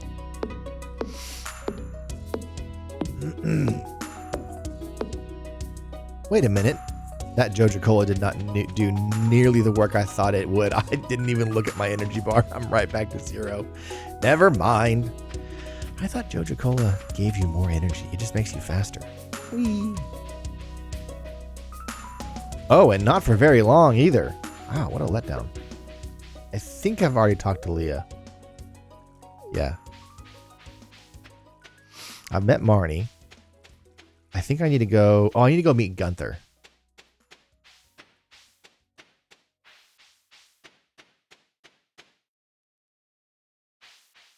I'm just excited to kind of get back to, you know, a good rhythm of like lots of crops going on, lots of sprinklers, getting into the cave, getting some better weapons, you know, getting to the deserted island, doing all that stuff again. I'm excited to go through all the deserted island stuff. What's that thing called? Why can't I remember it? Clouds look great this time of year, don't they? Yes, they do. I've already introduced myself to you, sir.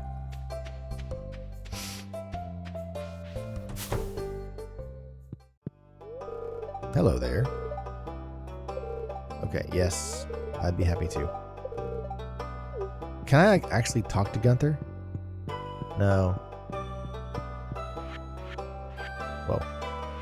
Okay, I don't remember that book. That must be like an auto book that's already collected, because I don't remember collecting that book at all. Okay, the kids aren't here today. Or no, maybe they've left already.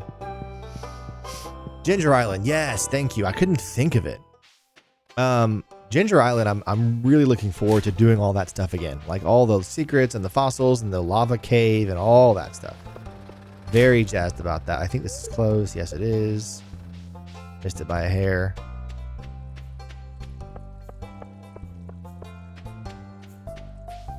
I wonder if old long-haired Louie is still hanging out down on the beach down here. Let's go see. Nope. I guess he's holed up in his shack that I can't get into yet.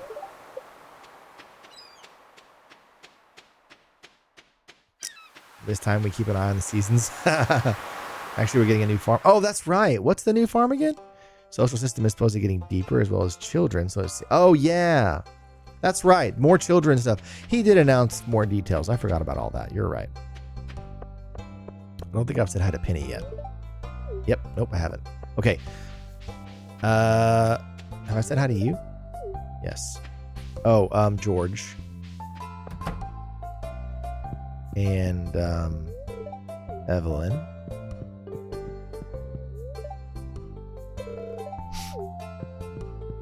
The concept of just walking into someone's house, saying hello and leaving is pretty wild. Oh, Shane. What do you want? Leave me alone. Rude. Oh, here's long-haired Louie. What's up, dude?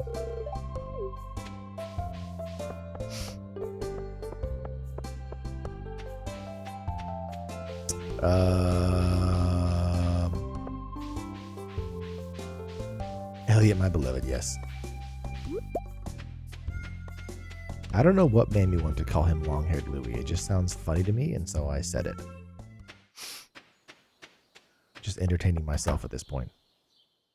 Oh, Maru. Just gonna stalk you into your house, no big deal. Where's your parents? Where's your pops? Is he still out doing science stuff? Sometimes he hangs out. There they are. They're together. Look at that. You? And I've already met you, but... What am I at? 21. I'm doing pretty good. Let's go meet Linus. Oh. It's their other kid. I always call him Fabio. That's accurate, Tobiah. He is a Fabio, to be sure.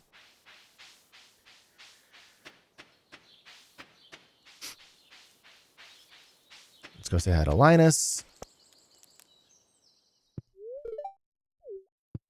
Hello.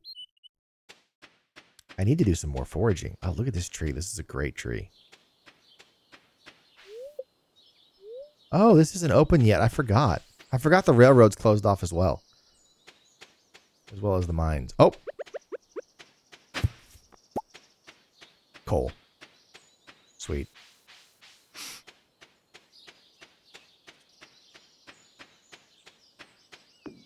It's so quiet in the evening. Now, should I do mushrooms or fruit bats? I did fruit bats last time, but most of my playthroughs in the past, I've done mushrooms. Because I feel like getting access to all the different fruits is pretty easy with, or, you know, easy enough with the greenhouse. But mushrooms can be trickier. So I think I'm honestly leaning towards mushrooms, but maybe that's crazy talk. All right, we can go to bed. We made some good progress today. Yeah, only 5 more people to meet. I'm doing great.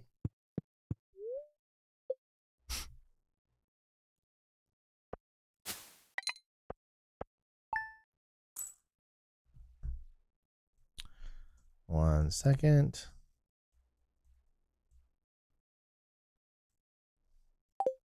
Fruit for easy bundles and gifts. Mushrooms for ease of bundles. So you're saying fruit has... They're both good, but fruit has a wider application? Is that what you're saying? Hello, parrot. Oh yeah, my doggy. My doggy. Woohoo! Okay. I think I'll do mushrooms because I can grow all the trees. And I'm less concerned about gifts for Elliot and Gus, if I'm being honest. Like I don't really like I'll get them gifts eventually, but I'm not gonna go for it like crazy. Yes, I will adopt the dog, and her name is going to be Honey, and it always forever will be. Because the first dog I got when I was 10 years old was named Honey. Lost her when I was 25, and I will always miss her. Cheaper fruit trees aren't cheap. Fruit's cheaper? But mushrooms can be harder to come by. Like when you need a mushroom in a pinch, they're harder to go find out in the wild, aren't they? Whereas eventually, you can have reliable fruit all the time. So long term, and you can't change it, right? So like long term, I would think that mushrooms would be more advantageous, but what do I know? Okay, I know about your fishing pole, Willie. Oh, Jojo Mart. Boo! Jojo Mart, boo! Oh, yay! Oh, no! Oh. I almost destroyed those. Parsnips! Huzzah! Alright, let's look at some more seeds. How do you get backpack on day 2? That's insane. You always do fruits? Okay. I also kind of feel like the fruit bats let me down a lot. I feel like I go in there needing a certain fruit and it's like, oh, there's 2 things. Great, thanks guys. And then sometimes there's like 6, but well, I have a little more time to decide. Always too early to this game. We'll fish while we wait.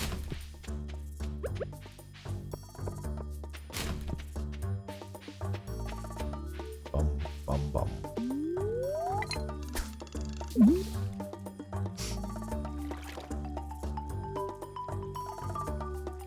You know, it's crazy.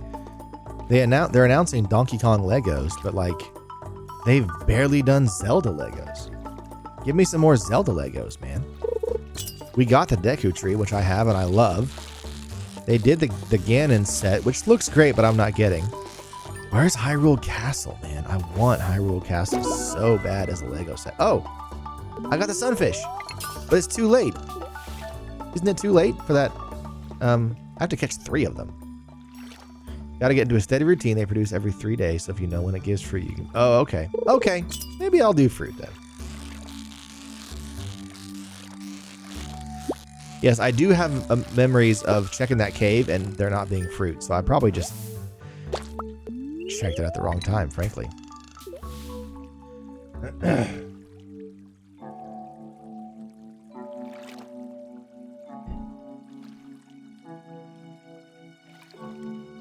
Come on, fishy fish. Let's go.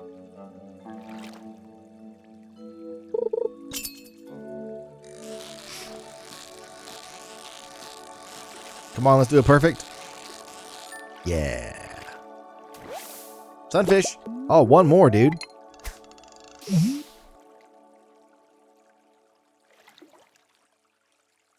One more. Come on.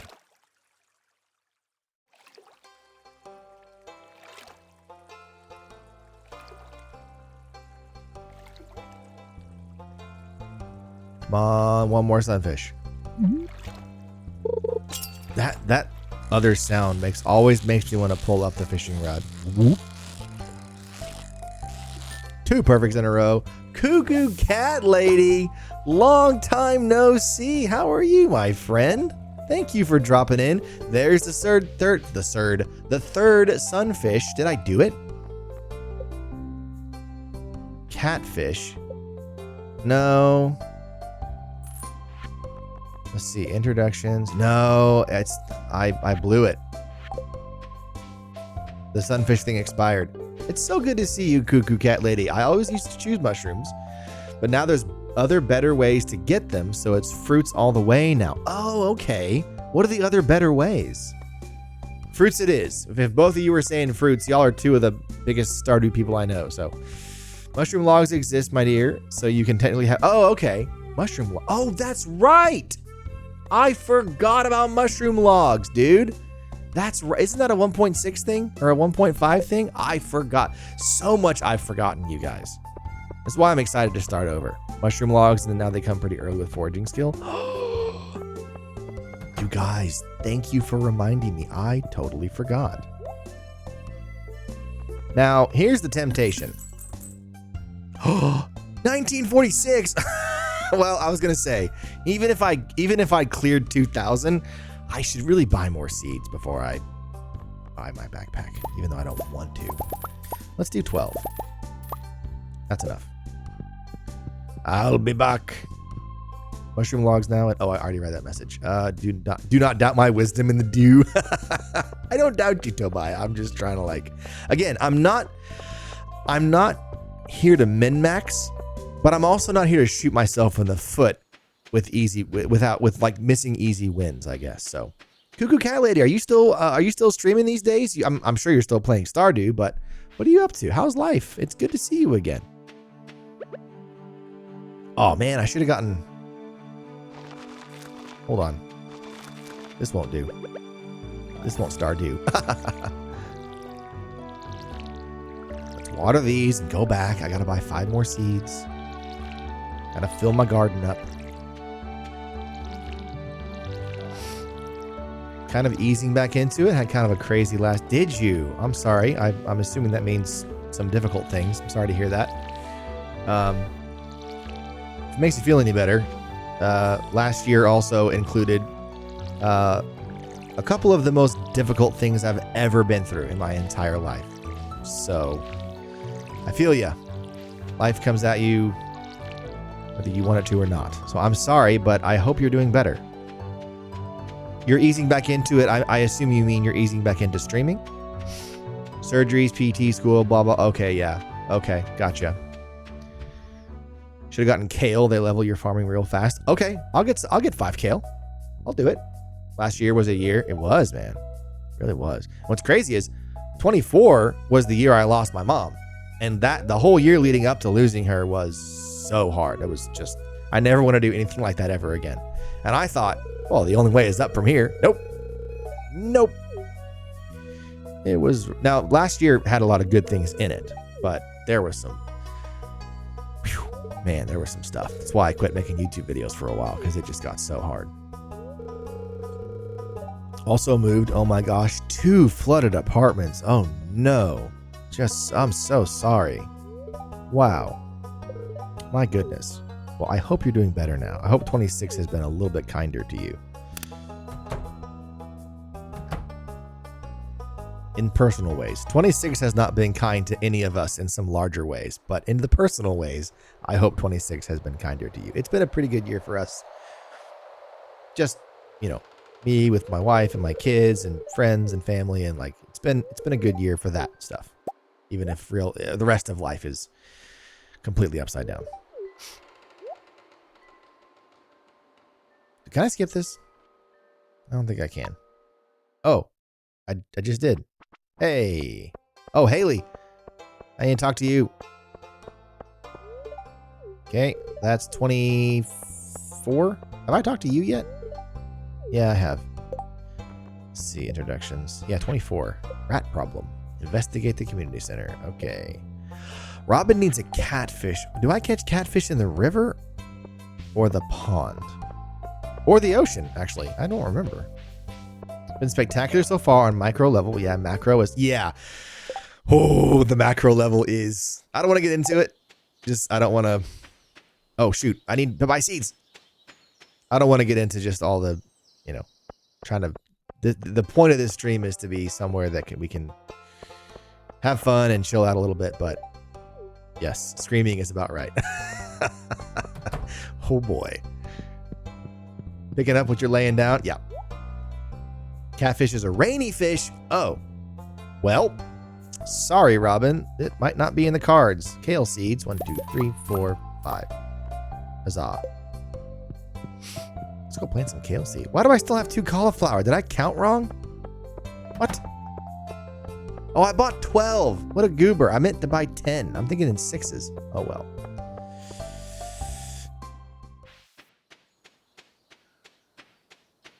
I'm glad that it has been spectacular on a micro level. That's wonderful. Okay. There's your kale. Here's your shine. You know what? We'll pop down one of the cauliflowers over here. Even though the uniformity makes the lack of uniformity makes my skin crawl a bit. That's okay.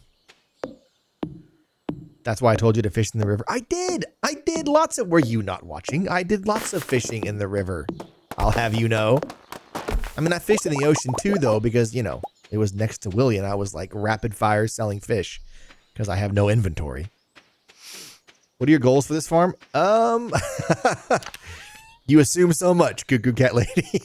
I'm just here to have a good time. I got to be honest with you. I just want to... I haven't played in a while. And I sort of regret... I got really far in my last farm that I was streaming. And I sort of regret going off into the deep end on mods. I'm just a purist on games like this. I don't know. Like, I like the game the way it's supposed to be. Like, you know, things like UI mods or, you know, little quality of life mods are fine. But I had installed like all this user created story mod stuff, and which is fine. But it got so far off the rails that I was like, you know, I think I just want to go back to like a pure start over, play some Stardew Valley, have a good time, chill out. Oh, Real Queen, you're back. Welcome back. I was going to buy pizza or something, but it's raining, so I'm staying. Oh, it's raining? Nice. It's raining here, too. There's a rainstorm on both sides of the world. What do you know about that? All right, we need some music, you guys. Hang on. I was going to do this earlier.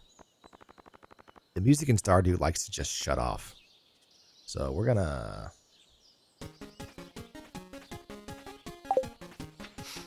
All right. Oh. I went all the way to the bin and I didn't use it. What are you talking about? Good time is the best goal. Fair enough. And that is the goal. I'm not a min maxer. I don't have that. I don't really have that bone in my body or whatever you want to, however you want to say. So it's cliche, but I am literally here for the vibes. I just love how this game feels to play. It's a feel good. And it's easy. It's also an easy game to just play and chat with people. Also, it's a break from the other game I'm streaming. So Thursday mornings are Stardew mornings for me now. Every Thursday morning at 8 a.m. Central, I'm streaming Stardew Valley. But the other streams that I do other times of the week, I'm playing through different games as I'm just going through them. And right now, one of those games, or the game I'm playing through, and I'm almost done, is Zelda 2. And oh my word. Zelda 2 has been an absolute beating and a half. That game, I anticipated that it would be difficult. It is so much more difficult and unforgiving and unfair than I could have possibly fathomed. But I finished the 5th temple out of 7, and I'm close. I'm ready to be done with that game. But if you're curious, other than Stardew Valley, what kinds of things you could experience here on Parrot Mode Island, exclamation upcoming, to see what I'll be playing next.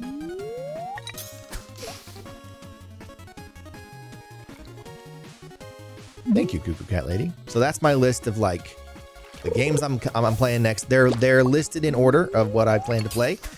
It is a list that is subject to change, but that's the plan for now. So I'm excited about that lineup. It'll be all those things plus Stardew once a week.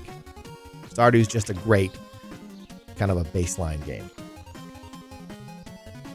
That's why Parrot has me, because he does not have a single brain cell dedicated to min-maxing. Nope, I got nothing. Tobiah is the only reason I have a modicum of success in this game. He's always like, Parrot, go back and get that. Don't throw that away. No, you need that. Go back. Like, just constantly. Poor Tobiah. He puts up with so much. Ironically, I gotta fish first before I read. Guys, don't text and fish. Ironically, in rare form, it's not raining here in the Netherlands, and it's 20C, which is very strange and worrying. You're gonna have to do some American math for me. I don't know what 20C is. I'm kind of good at kilometers per hour. I can do that rough math in my head a little, but like Celsius, I've never been able to intuit Celsius very well. I know that 0 is 32, and that's about it. I should probably memorize it by fives. Like, what is 5, 10, 15, 20, 30, whatever Celsius? And memorize that set. That might help me a lot.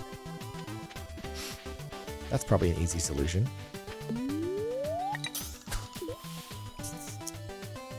Want to know something, Parrot? Always, Real Queen. Bless you for your dedication for parting your fish. It's very kind of Tobiah to be such a help. That's actually how Tobiah found my stream. I was putzing around on Stardew one day, and Tobiah jumped in and was like, hey, I love Stardew too, and has been my guide ever since. 68. Oh, that's wonderful. That's lovely. 68 is like a perfect day where I live. That is ideal weather around here. Gonna be up to 82 on Monday. Wish for here in May is worrying. See, 82 again is like, we're getting kind of warm. Like 82 is fine. Yeah, if you go outside and do some work, you'll be sweating, but like 82 is a dream in like the dead of summer. I wish for 82 when summer hits around here. And like walking through, it has. Oh, that's right, Cuckoo Cat Lady. You don't live far from me, do you? I forgot you're around here.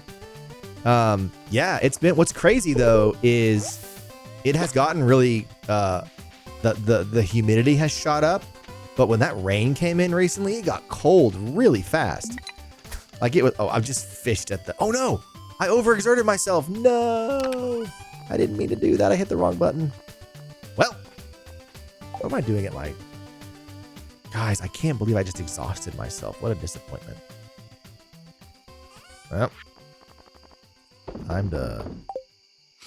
time to crawl to bed. Anyway, it was warm. Like we had some 80-ish degree days, and the rain came in, and I stepped outside, and I was like, whoa, it is so much colder out here. It's insane. It's nice. I like how cold it is, but like we can't leave the door. Like sometimes when it gets cool, we'll leave the doors and windows open for a little bit to let the cool air. You can't do that because the humidity's so high. Like the floor gets sticky and like everything feels all moist. So like the humidity is just too high. The cold front slammed us. Yeah. You're from these parts? Yeah. Been like walking through. Yeah. That's true. It was a one-off Stardew stream as you were preparing it. I was. Wow. Good memory, Tobiah. It was that. I opened up my old save to just explore Ginger Island and see what it was about. And then I planned to start over. And I was doing some test streams, and that was like the earliest days of my streaming. Way back in January of 24, which feels like an eternity ago. Today's a very nice day. Comfort zone is 15 to 20. Okay, there you go. Once it gets 25 and above, I start turning into a puddle. Yeah, we have 100-degree Fahrenheit days. There are days around here where the sun will be fully set and it will be dark outside, and it's still 100 degrees Fahrenheit. Now, that's not super, super often, but it happens more often than it should. Oh, the hat guy. That's right. The hat mouse. So if I could change one thing about this area, that would be it. But I would rather that than get buried in snow every winter and be digging myself out of snow for the majority of the year. I prefer the heat. Humidity is constant here. That's right. You guys were like on the ocean. Like you're practically, didn't Sweden dig itself a hole in the ocean and start and like build a town there basically? Isn't that what y'all did? Oh, food. Chat, it is scrolling so fast. Did I miss something? Hold on. All your papers start curling up. Yeah. Oh. Borderlands 2 has an achievement on consoles. Definitely in Italian. Oh, that's cool. That's a neat little achievement, Real Queen. Love that. Humidity is constant. They do a counter on the weather for how many days in a row. It's been 100. Yeah. Yep. We get those days here as well. Humid 100 was the thing that happened Good in Sweden? I mean, Sweden. Sorry. I'm thinking Real Queen. In the Netherlands? That's crazy. Real Queen's in Sweden. You're in the Netherlands. And I'm sorry I got that flipped in my head for a second there. That's crazy. I did not know it got to 100 for you guys as well. 100's bad no matter where you are, but with high humidity, it is pretty insufferable. I guess I'll just pop in some more seeds. We'll do one more cauliflower. Where's my scarecrow, man? How do you get this? Oh, it's there. How long is that? I checked the other day. It wasn't there. What is happening? What do I need? Shoot, I didn't even look. Coal. I need coal to build a scarecrow? Okay. Uh-oh.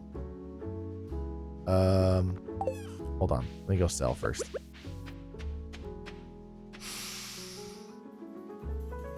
I need seeds anyway. We'll go this way. You get that achievement by killing a bully mong named Donkey Mong. Nice. Donkey Mong. Yes, of course. That's funny. Real Queen. Love a good reference. Love a good Easter egg in a video game. I will say, the whole dry heat thing is true. So a long time ago, when I was a teenager, the church I was a part of at the time did a mission trip to New Mexico. And we helped build a church building for some Native Americans, actually. I think I've told this story. Why am I trying to pick that up? Where am I going? I'm lost. I need to go to the store. And I'm proud of it. We built a nice little building. I'm proud of it. Did a good job. But like I was roofing and it was 113 degrees outside Fahrenheit. And I remember thinking like, this should feel so much worse than it does. And it wasn't that bad because there's no humidity in New Mexico. I mean, virtually. It was the driest heat. And I'm up there all day just chugging water and totally fine. So it's a thing. Dry heat is a lot more doable. You said kale, right? I don't know how many I need. Let's just err on the side of caution and do 5. I think I have 5 spots open. Netherlands is where we dug up our land out. That's where it is, yeah. Again, sorry, I got that backwards. But I remember you telling me that, like y'all literally dug yourself a little spot. And it's supposed to be ocean where you are, but it's land now. So you were begging for humidity. Whether I want to be the Lagome, not hot but not too cold either. I don't think I know that word. Lagom? Lagom? They can use the swamp coolers in New Mexico and not even have AC. Yeah, they can. It's crazy. It's a whole different thing. I think I have one too many seeds again. Oh no. That's okay. We can do this.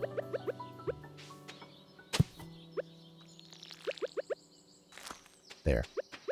Beautiful. All right. Let's build a scarecrow, which was the thing I was trying to do earlier. I ran out of space. Hey. Do-do-do-do-do. No. That's not where I wanted to put you. Put you right there. And chop this up. Lagom is a Swedish word that can't be translated, but its meaning is just right. Ooh, I like that. We need a word for just right. Do we have a word? We probably have a word for just right, and I'm not thinking of it. That's why the Pueblo Adobe structures can last for so long. Oh, that's good. Yeah, no, I loved it there too. We were there for a week. The most wonderful people, and it was nice. Yeah, it was a treat. And coming back to Texas, it was like, oh, it's so much more humid here. But you know, it's not as bad here, it's not as bad here as it is other places. Like there are still places in the world that are far more humid. So,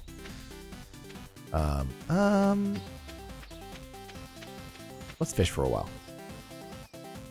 I need to make some easy money because I need that backpack, dude. Is it Lagom? Lagom? Am I saying that right? I like that word. I like the idea of it. Okay. You and you. I love how, what's her name is like, hi, like stranger danger. Good for her. We'll go to the docks.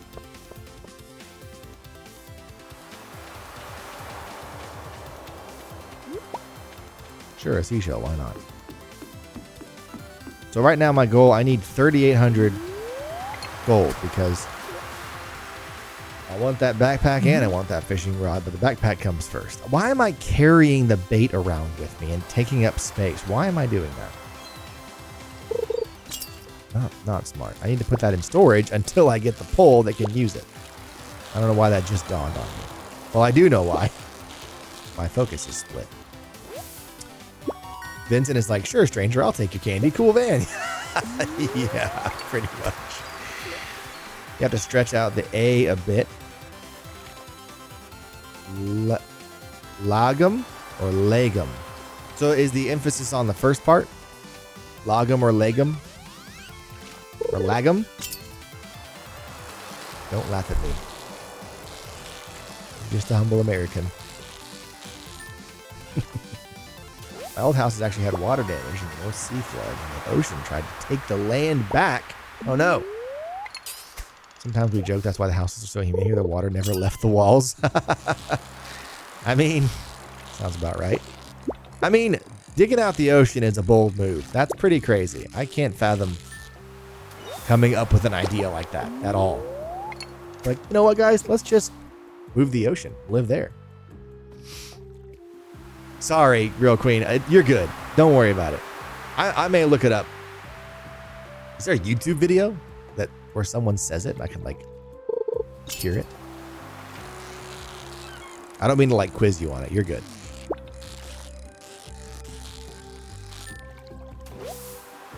So many sardines. What's happening?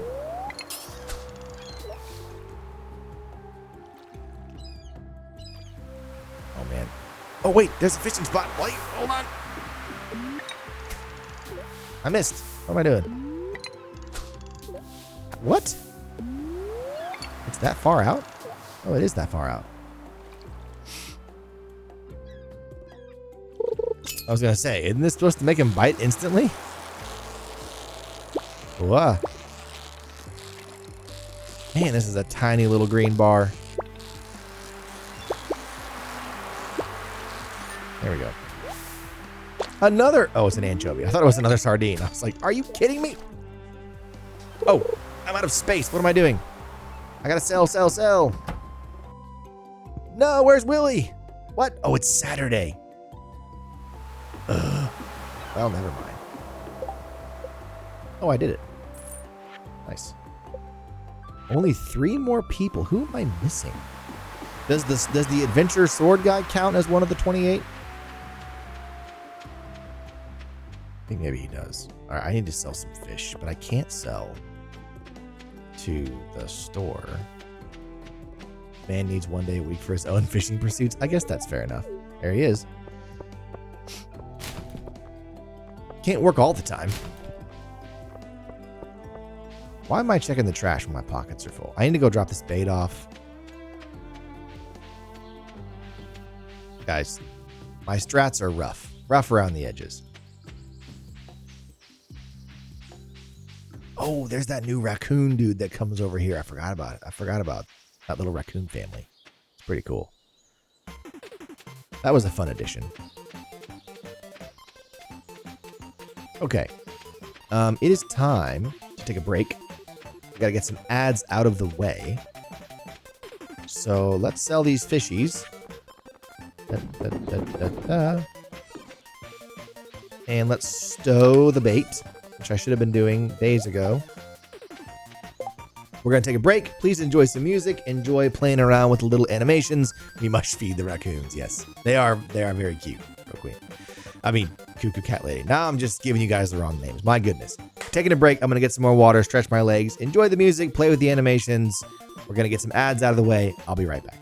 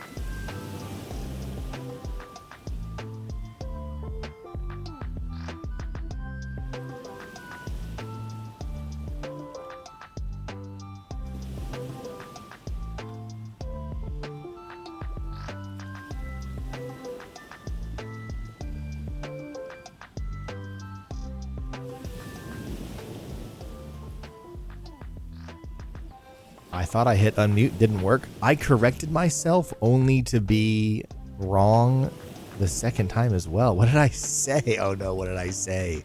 Guys, my brain does not always work on these streams. Ship is safe. Okay, so quick note on the animations. So it seems to me that people, so my thought was the ship sailing across safely is the default. The crab coming out and nothing happening is the default. It seems though that you guys get excited when nothing happens, like your ship survived and the crab survived, for example. So should I flip it?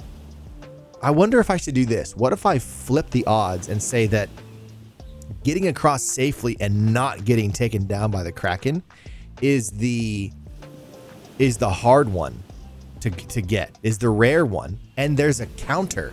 Every time your ship makes it across safely, I can pop a little counter in the chat and say, for example, Ebane or Tobiah has made it across the ocean safely 1 time, 5 times, and you can like basically like race and see who can have the highest number of successful crossings. But most of the time, you're gonna get Kraken. You know what I mean? I wonder if I should be flipping these and I can have counters like Tobiah's crab has survived so many seagull attacks, whereas 80% of the time the seagull kills the crab, but then sometimes the crab will survive when there's a counter when you win, as it were. Same thing with Mario. That's actually how I have it for Mario already. He's more likely to be crushed by Bowser than he is to make it across. I should do that, dude. I should gamify this a little more. I've meant to gamify some of these already, but I've been working on kind of the how. That might be a good way to do it. I want mine to be 0 with the crab. Ebane loves the crab getting eaten. Let's see if it happens. Nope. Nope. Chances are pretty low. I think it's like 15% each or something. Mario winning is not the norm. No, the normal, the 80% chance is for Mario to get crushed by Bowser. There is a 20% chance for Mario to win the level. Crab safe. You put a comment said Amy, then corrected to... No, I was talking to Cuckoo Cat Lady. When she said... I don't know. I don't know what I said. I probably got it wrong. I thought it was Cuckoo who said it. Anyway. Wow, nothing's happening with the crab today, guys. Ebane's gonna have it. Ebane's gonna do it. Nope. No dice for Ebane. We're gonna wait till it happens, guys. You can do it, Ebane. I believe in you. Oh, this is hilarious. I think I'm gonna start doing that. I'm gonna start having counters for survival. There it is. Oh, he got it. Nice. Congratulations, Ebane. I know that's your favorite. Okay, let's play some more Stardew. Y'all get it out of your system. Rip. Yep. It died. Ebane, do you hate Ebane? Tell me where the crab hurt you. Okay, what did the crab ever do to you? Oh, Mario didn't make it. Sorry, Mario. R.I.P. indeed. Okay.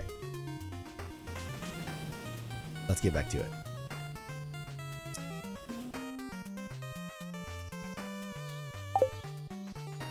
Oh, holy smokes. There we go. You can do some more clearing. Birds gotta eat. You of all people should know that. I mean, parrot mode. I guess so. That's the thing, like when you watch the nature documentaries, on the one hand, you're like, oh no, the baby antelope or whatever, but at the same time, it's like, well, I mean, the carnivores have to eat too. You know, they got kids. So it's kind of, you know, I don't know who to sympathize with. I just think it's funny that like you have so much glee watching that crab get carried off. The crab is my second favorite animation I did. My favorite one's the Kraken. I love that Kraken. That was a really fun one to make. I have yet to see Mario make it out. Yeah, it's 20% chance. Y'all should be able to do it. You can keep trying if you want. There's just no beach. Gus, don't tell Willie I'm going to have special on crab cakes. Yeah, right. Nope. Nope. Here, I'll give you a canvas to work with here. There you go. See if you can do it, Ebane. I'll go back to full screen when you finally make Mario survive. I'm going to drop this stuff in. We'll plant those seeds, I guess. Or those seeds. That seed. Hey, there you go. You did it. Congratulations. Got a first try. Oh, that's right. Tobiah came in, redeemed the napping Mario, and nailed it immediately. Congratulations, Ebane. Great success. I have so many more of these to go to make, you guys. I can't wait to keep making these animations. We're going to do another art stream as soon as possible. The next stream is going to be me suffering my way through the end of Zelda 2. And then after that, obviously, we're going to start Mina the Hollower and get into that game, which I'm very excited about. But art streams are going to get sprinkled in. They're coming. They're coming. That was me with the Kraken ship, yeah. Oh, that's right. You did get that Kraken ship right out the gate, didn't you, Ebane? Have you played Horizon 6 yet? Oh, Ebane. Go look in the Discord. Go to the video game channel in the Discord. The answer is yes, and I'm absolutely loving it. I loved Horizon 5. I thought it was wonderful. 6 is better in every way so far. Japan is so much fun to drive around. Oh my word. I can't say enough good things about it. You're on the forest map, definitely the fruit cave then. Oh, okay. Why? I know that the standard farm is more efficient, but I love the forest map so much. I just can't not do it. I don't know.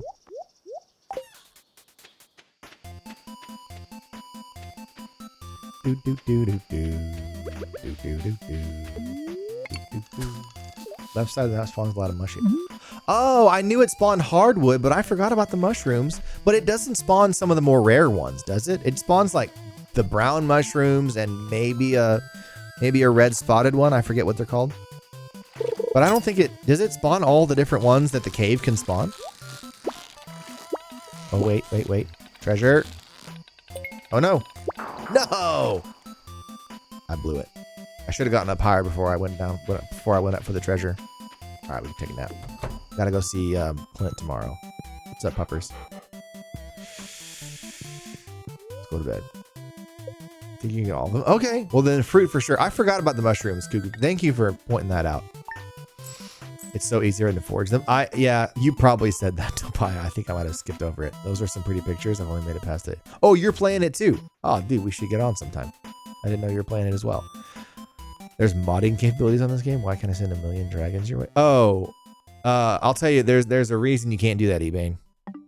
That's why. I'm on Switch 2. The only reason you could do that before is because I was playing on PC. And I could download some software that could plug into Stardew and connect to Twitch and let you guys do it through that. But it was a whole rigmarole. And it was fun, but I don't stream from PC anymore, so I'm trying to focus on only Switch 2 stuff. So, sorry. That was fun. I do miss that. That was a lot of fun. Except the mines mushrooms, but those are easy in the mines. Oh, yeah. For sure. Potatoes. Boil them, mash them, stick them in a stew.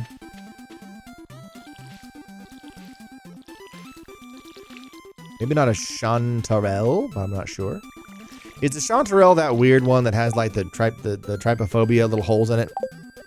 Morals and purples and reds and okay. Regs and reds. Okay, nice. Yeah, I'll do fruit cave then. You're right. I forgot about the mushrooms.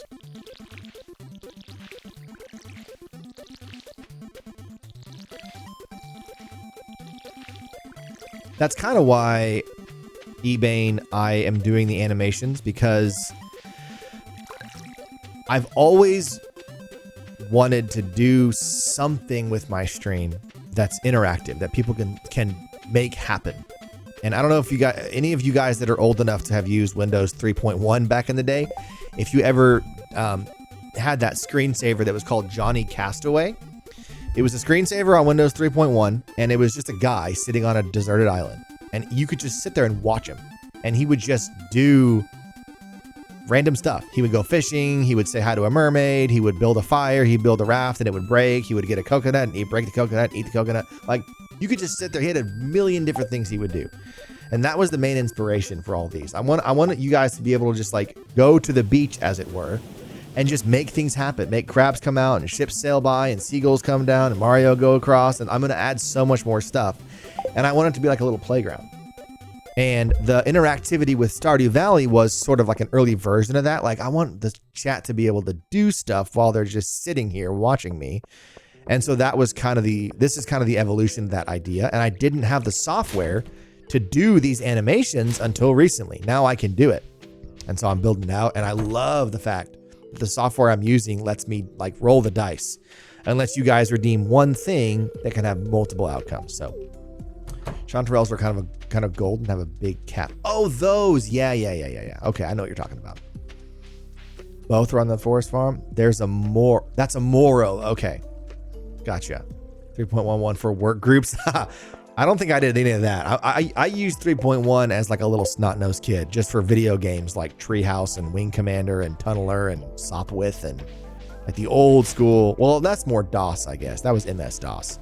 But Windows had some games. Definitely Solitaire, Minesweeper, obviously. But I was using Windows as a kid, so I wasn't doing any workgroup stuff. Like a stack of disks. Yes, all those floppy disks. I remember getting Wing Commander, and it was like literally like a stack of 6 disks, and you just like one after the other.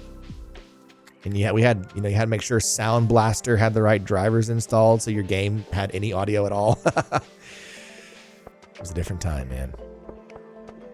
A simpler time. Give me money.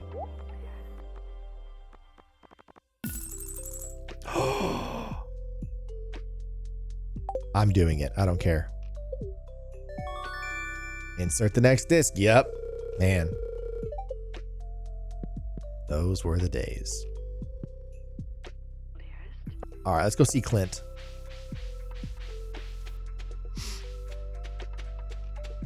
I just remember... Oh, and Rampart. Oh, my word. I played Rampart again the other day in a web, like MS-DOS emulator. It was a little rough. Didn't work very well. But, man, I loved Rampart. That's such a specific reference, but man, if you played Rampart, you know it was a great time. Why am I in here?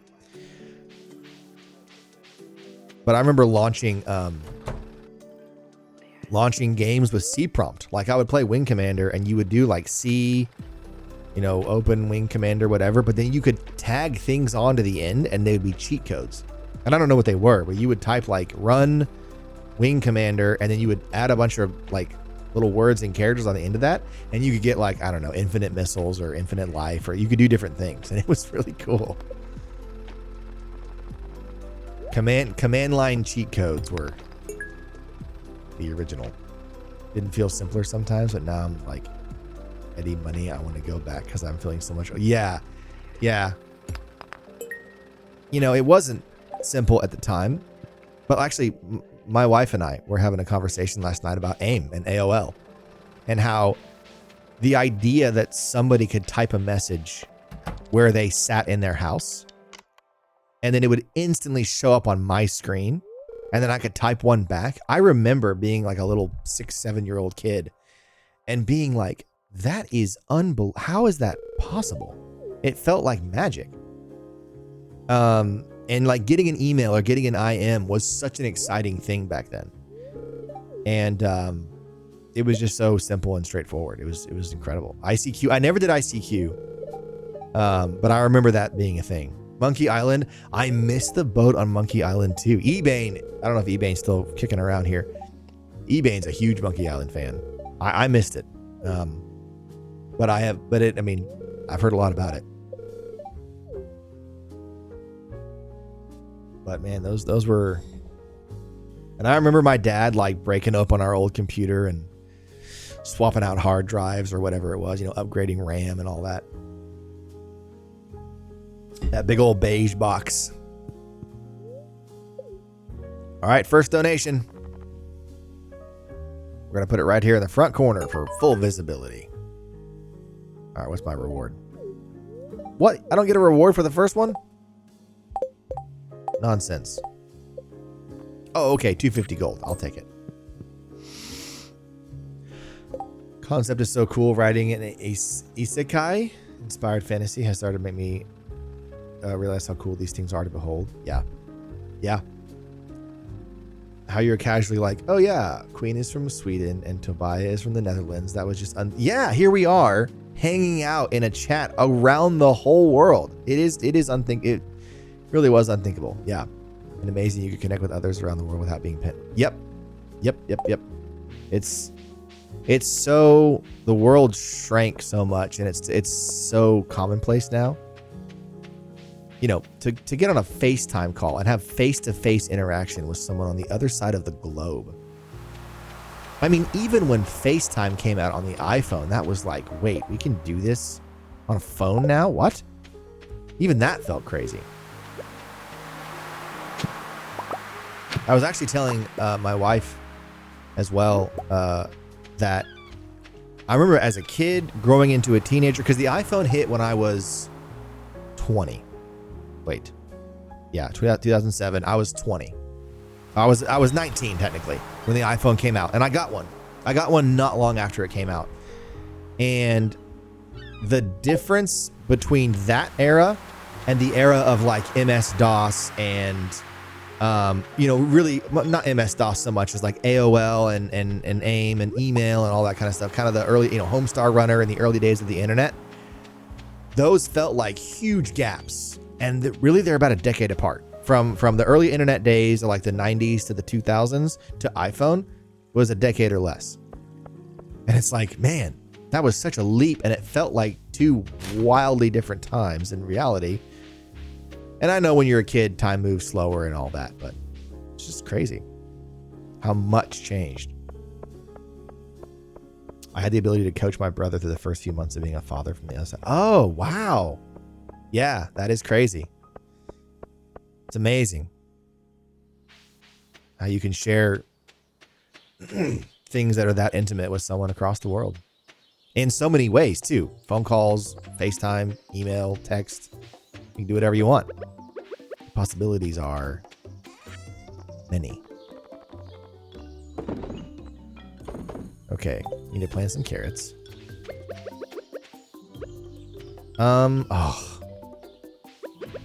Fine. I don't like things being uneven, but right now I'm just trying to survive, so beggars cannot be choosers, as they say.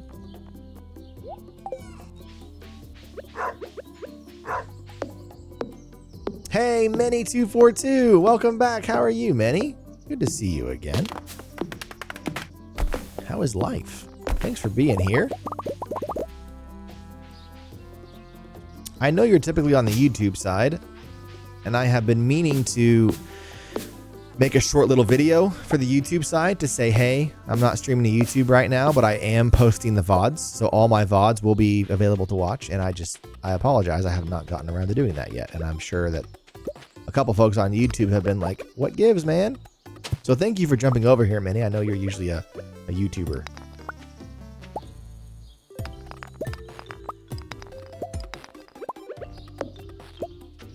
Clearing out some trees.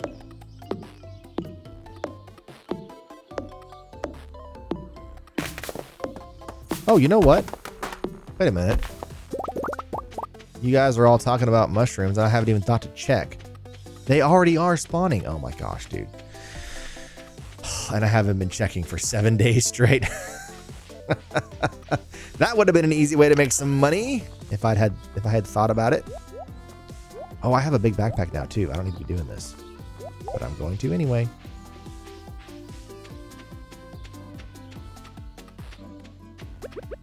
Minnie, what games do you play in these days? I've been streaming Zelda 2 and playing Forza Horizon 6 in my spare time. And those have been... Zelda 2 has about ended me. If you watch my last stream, I legitimately almost rage quit Zelda 2.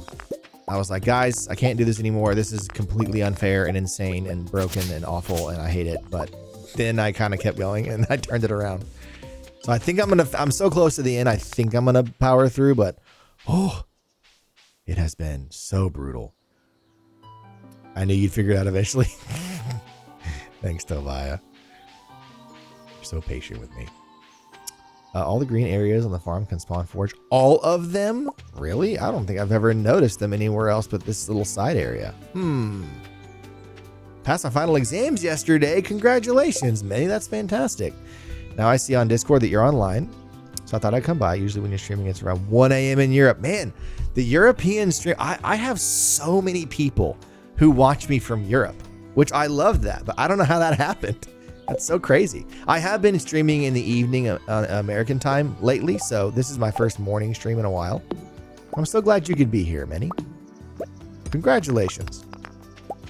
Do you mind if I asked what the exams were about? What were you studying?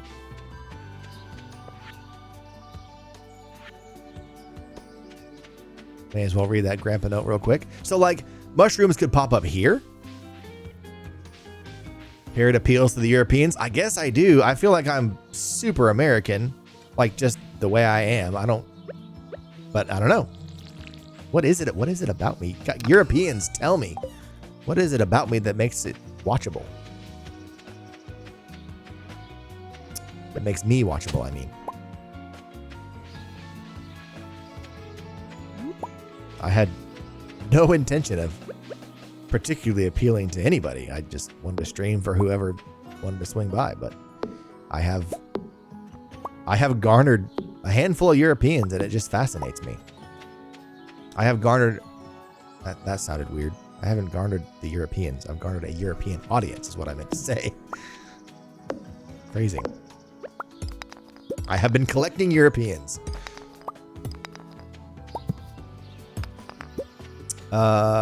In the middle by the farmhouse down south, there's an area below the little pond. Okay, let me look. Not constantly talking about politics as a start? Dude, no politics in this stream. You talking about this area, Cuckoo Cat Lady? This can spawn mushrooms? I'm sure I've seen that. I just don't remember that.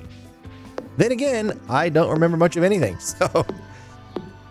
Yeah, no, I have no patience for politics in my stream. None. Zero. Get out of here. I feel like even content creators who are like, we don't do politics, every now and then, eventually, they're like, well, I have to say something about this. And more power to them. But I'm just not going to be that guy. I have thoughts about politics and opinions and whatever, but this is not the place. This should not be somewhere where that's a thing. You should be able to get away from that somewhere. And I want this to be a place where you can get away from that. And I imagine, especially as a European, it must be frustrating to be like, oh, the Americans are talking about their politics again. I don't care. So yes, that's not happening here. I have a no politics please tag on my stream at all times. I don't know how it works in the US, but in Europe, it's called the maturita. It's the graduation exam for high school level of education. Yeah. Okay. Yeah. No, we call it high school here. We don't have that maturita word. It sounds like it translates to maturity. So it's like a maturity test for like, congratulations, you're an adult now kind of a thing. That makes sense. Okay. So it's your final high school exam. Way to go, Manny. That's huge. That is huge. Congratulations.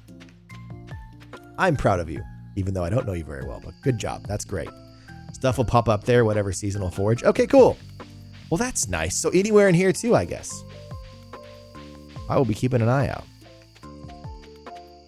Or I will plan to. Hopefully I remember to do that. All right. I keep going to bed early, but like I'm out of energy, so I wonder what the forecast is tomorrow. Oh, rain. Yay, it's going to be a rainy day.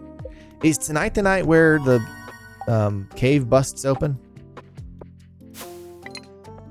A lot of American streamers are so American audience centric and only talk American politics. So, and yeah. Not here. Nope. Not here. Not going to happen. Politics turn my stomach. On all sides. Okay.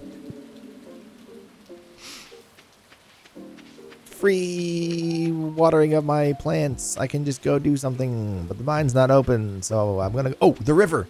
Wait, I think I've already lost that. Yeah, I've already lost it. I'm gonna go to the river anyway.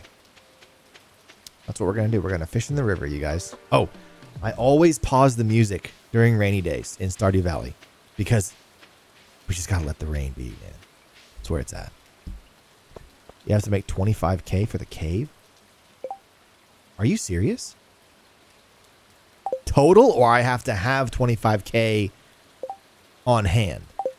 Because if that's a grand total, then okay. Where's my grand total? There's a grand total somewhere. Where do you see that? Oh, it's right there. Okay, I'm at 4. Fish in the river in the rain? Yes. Then the next day, Demetrius rolls up. Oh, and that's where that's where the fruit bat cave happens. Okay. I didn't know that. I thought the cave was set to open up on a given day. 25K, I got work to do, man. Does it matter what part of the river? Is there like Southern River versus Northern River? Like, does it matter? Is there a better one to fish in during a rainy day? I get so excited about these rainy days and just go fishing and chill out. So much fun. Mm-hmm. Demetrius rolls up. It is a good vibe. This is a good spot? All right. Here we are. Well, here we are, huh? Well, okay. What are you? I'm sure that you guys can tell by how it jumps around what it is. Ooh, a catfish. What do you know? Too little, too late, but hey, we got a catfish. Yeah, I knew you knew, Cuckoo Cat Lady. Like, I'm sure you guys can tell. Lakes are also good if you want to change of pace, but never waste rain on the ocean. Oh, really? It's interesting you say that because my instinct has always been, ooh, I bet there's some fun, rare ocean fish because the ocean just sounds exotic in my head. That's good to know. Okay, I will not waste my time on the ocean. But there are some fish that are rain only in the ocean, right? Like there are some. Oh my gosh, dude. Why don't you calm down a little bit? No. I'm going to lose it. I'm going to lose it. Have you played Puffurtle? Puffurtle, I haven't. Catfish are valuable? Ooh, okay. Actually, I need to see if I have access to a smoker. I don't think I do. But I remember smoking fish was a thing.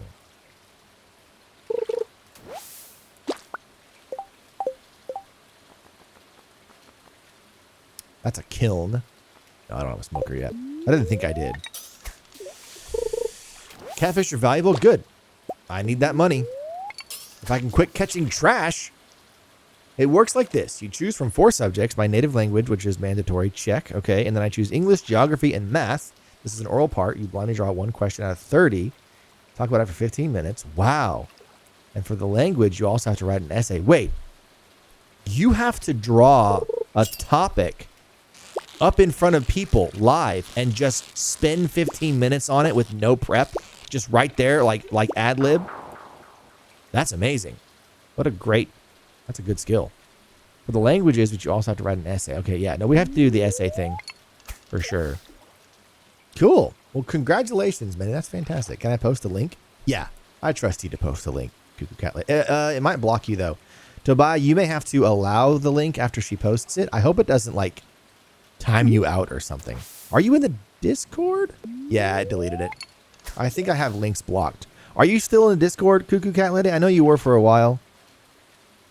But you can post it there, maybe? Yeah, you can post it there if you like. You can kind of reference what you're doing, what you're trying to, reference the stream or whatever. I have links locked down pretty hard. I think I'm allowed to allow certain people whitelist certain people, but the spring only rainfish is the eel, but it's after. Oh, it's the only one is the eel. Really? I do not have the power to allow. Okay, that's okay. She can drop it in Discord. That'll work. This is gonna be smallmouth bass. Lock down hard. Don't need any wild surprise. That's the thing, man. It's like a link has the potential to be literally any horrible thing that you could possibly imagine, and it's just not worth it. So, hence the Discord. But thank you for asking. I appreciate you asking. Before that, you have 15 minutes to prepare. Oh, you have 15 minutes. Okay, that's still fast. Just means writing down the main points we're going to discuss from memory, plus you have to work through a few. Right, no time to really no time to really do research or anything too crazy. That's cool. This has got to be a catfish. Come on, come on. Oh, no. Yes. Boom, catfish. Hey, and I upgraded my fishing. In spring, the only rainy day fish in the ocean is the eel. Right, yeah. In spring. So you're saying don't waste your time because it's spring. Got it.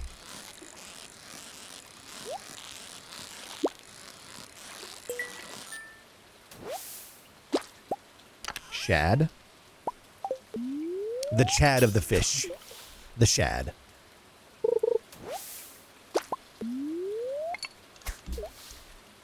Is there any reward or boon for doing a perfect cast whatsoever, other than the satisfaction of, oh, I got a perfect cast? Like, does it do anything at all? Functionally? Okay, I put ideas and feedback, but it's basically like Wordle, but it's for catching Stardew fish. You have to narrow the fish down by getting clues about the location, weather, etc. Oh. It's a fun stream opener, you said. So it's a game you play with your chat? I'm not sure I understand. I'm not sure I understand fully what it is. You're trying to guess clues, but like, what's the context? I guess. I'm not quite picking it up. Sorry. You try to catch the fish first, and then while you're fishing, oh, then you guess the fish before you've caught it. Okay, that's pretty cool. And you can put that up on your stream for people to guess? Is that the idea, or is it just something you do solo whenever you're playing on your lonesome? Ah! Man, I can't wait for that fishing pole upgrade. You do? Okay, dude, that's pretty cool. But it has to be able to pull context from where you threw your line in and what time of day it is and what time of year and all that, right? So how does it have to hook into the game, or do you surely you don't manually enter that information every time you cast your line? How does that work? Oh shoot. Oh, come on, dude. It's all online browser based. Could be good for your Thursdays. Okay. But I'm saying, like, how does it know how does it know what the fish is going to be? I guess is my question. Or it doesn't matter. No, because you said if you get it wrong, it can help you. How does it know what you're going to catch? That's my question. How have you been doing during that time? It's been a year now since I first came across you on YouTube with that video about DK Bonanza. Oh, good memory. Got 100 views and it just blew up. Yep. That surprised me. That one got some great traction, and I was so grateful for that. It's been good, Minnie. I had to take a break from YouTube last summer, kind of through the end of the year, because I just had an event in my life that I won't get into that just really wrecked me pretty hard and was just hard to get through. And I was surrounded by friends and family, and like we got through it. But my wife and I got a lot closer during that time, and that good came of it, but it was tough. But now that I'm back on YouTube making YouTube videos again, I've been posting more, and I've been really appreciating the views and the comments and all that I've been getting on those. I'm trying to up the frequency. That's my main struggle right now, is I have a really hard time posting more than like once every 2 or 3 weeks. And I really want to get it to once a week, but while also juggling streaming once or twice a week. So, it's been going good though. It's good to be back into content creation. I kind of shelved all of it for the last half of last year, basically. And it feels really good to be doing it again. So, and seeing all these familiar faces again, and it's just been really fun. So, thank you for asking. I appreciate it. The fish is determined already. You can click the daily fish or a random one.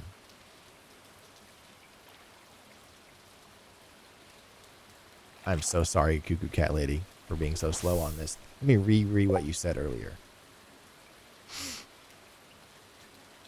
So you cast the line in. Okay, maybe I should just go look at it. That's what I'll do. I'm thinking like you cast the line in and then everyone's like, okay, what fish are you about to pull out? And then everybody guesses. So I'll go look at it. But I saw a video where you said you're really busy right now and stuff. Yeah, awesome. Thank you. So glad you're here, Minnie. Always good to have you.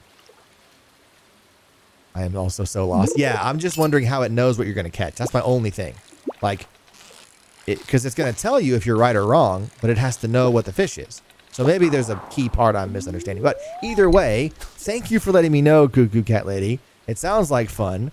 I will definitely consider adding that in on my Thursdays. It's at pufferdle.com. Okay, sweet. Speaking of Mrs. Parrot Mode.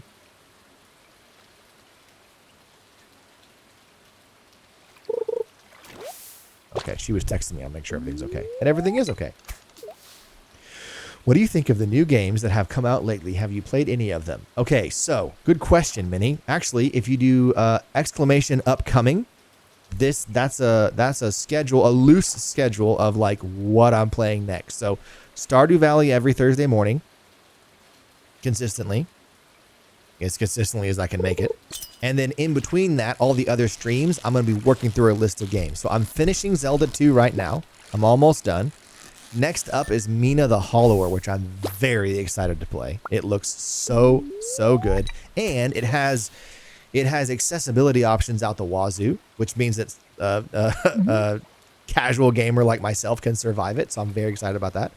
And then Star Fox, and then on down the line. So lots of fun games coming up. I have not played Pokopia because I cannot be doing video games right now that require me to play at certain times of the day. If a game is like, hey, in order to catch this fish, in order to buy these turnips, in order to do whatever, you have to get on the game at 9 a.m. on Thursday in real life or whatever, or 9 p.m. or I'm a husband. I'm a father of 3. I'm running my own business. I'm making YouTube videos. I'm streaming. I cannot be bothered by having a game tell me when to play it.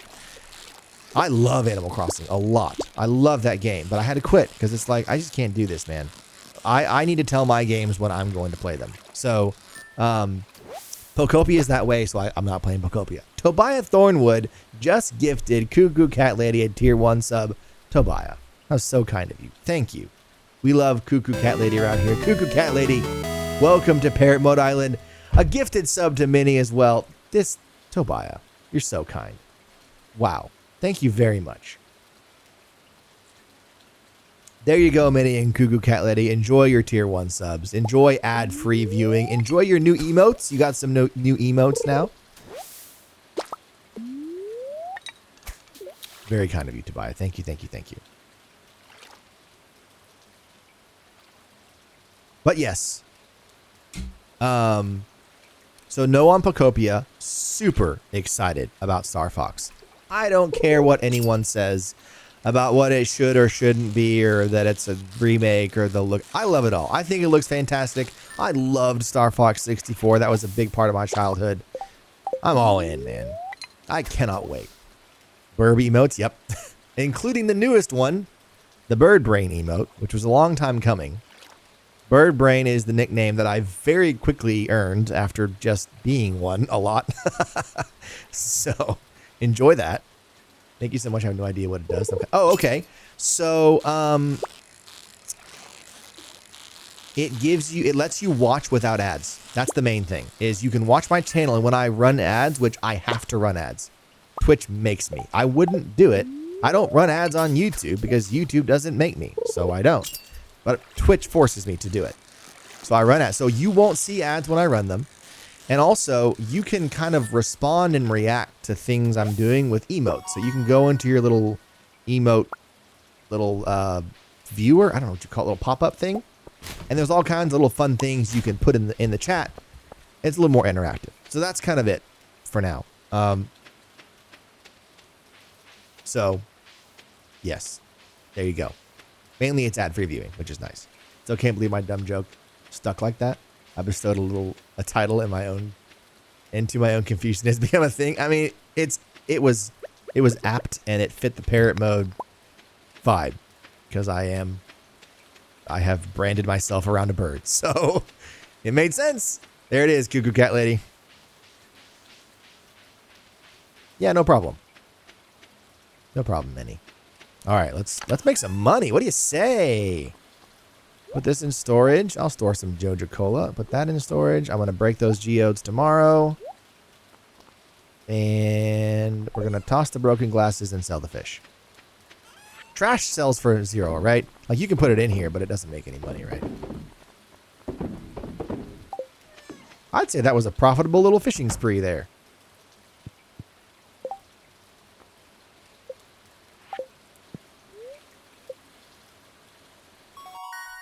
Level 3 fishing. Oh, my crab pots. Yay. I love crab pots. I love building crab pots and then forgetting to check them for like 4 days and then being like, oh, my crab pots. So let's go do that for a while. Oh. Whoa, guys. It's already 11 o'clock. Dude, I'm actually going to have to end it pretty soon, I'm afraid. We'll go a little longer, but I got to end it pretty soon. Dear Farmer Parrot. Da-da-da-da-da. It's a nice house. Great. Okay. No more rain. Not saying it was accurate, but Bird Brain, our beloved, just fits so well. Just loving exasperation in me. Well, so I kind of believe in, I'm a big believer in childlike wonder. I think there's lots of wonderful things in the world to enjoy. I'm not trying to get too like deep or sentimental here, but like, I don't know. Especially since being a dad, I've been reminded again of like, life is just worth approaching with wonder and enjoyment. And maybe I'm just easily entertained, but like video games are incredible to me. And I love just being wowed by them. But also, if my focus gets split, I'm a lost cause. So if I'm talking to you guys and focusing on playing a video game, everything falls apart. Like I just have a hard time focusing. And so it just makes for plenty of ridiculous, silly moments. So Bird Brain is accurate. And apparently it's entertaining enough that y'all stick around. So whimsy, that's the word, Cuckoo Cat Lady. Life is worth approaching with whimsy. And especially having kids, I'm reminded of like the way they react to the simplest things. I'm like, yeah, this is really cool, buddy. You're right. This is kind of amazing. And you get a new appreciation for life. So kids are great for rejuvenating your sense of whimsy, but you know, it's not uncool to be just walking through life with your eyes wide open, just wowing at everything, because it's pretty cool, pretty fun. It's worth it. So, but yes, I'm very forgetful, and I don't do it. It is not an act, you guys. It is not a streamer facade. Ask my loving wife if I forget things in real life. She's got stories coming out her ears. That girl is so patient with me. I know everyone thinks they're undiagnosed ADHD these days, but there's a t-shirt going around that says undiagnosed, but I'm pretty sure. I don't think it's severe or anything. Like, I'm a functioning adult, like it's fine, but there's something going on. There's a screw loose in there somewhere. Okay, let's go see Clint. Trust me, we believe you.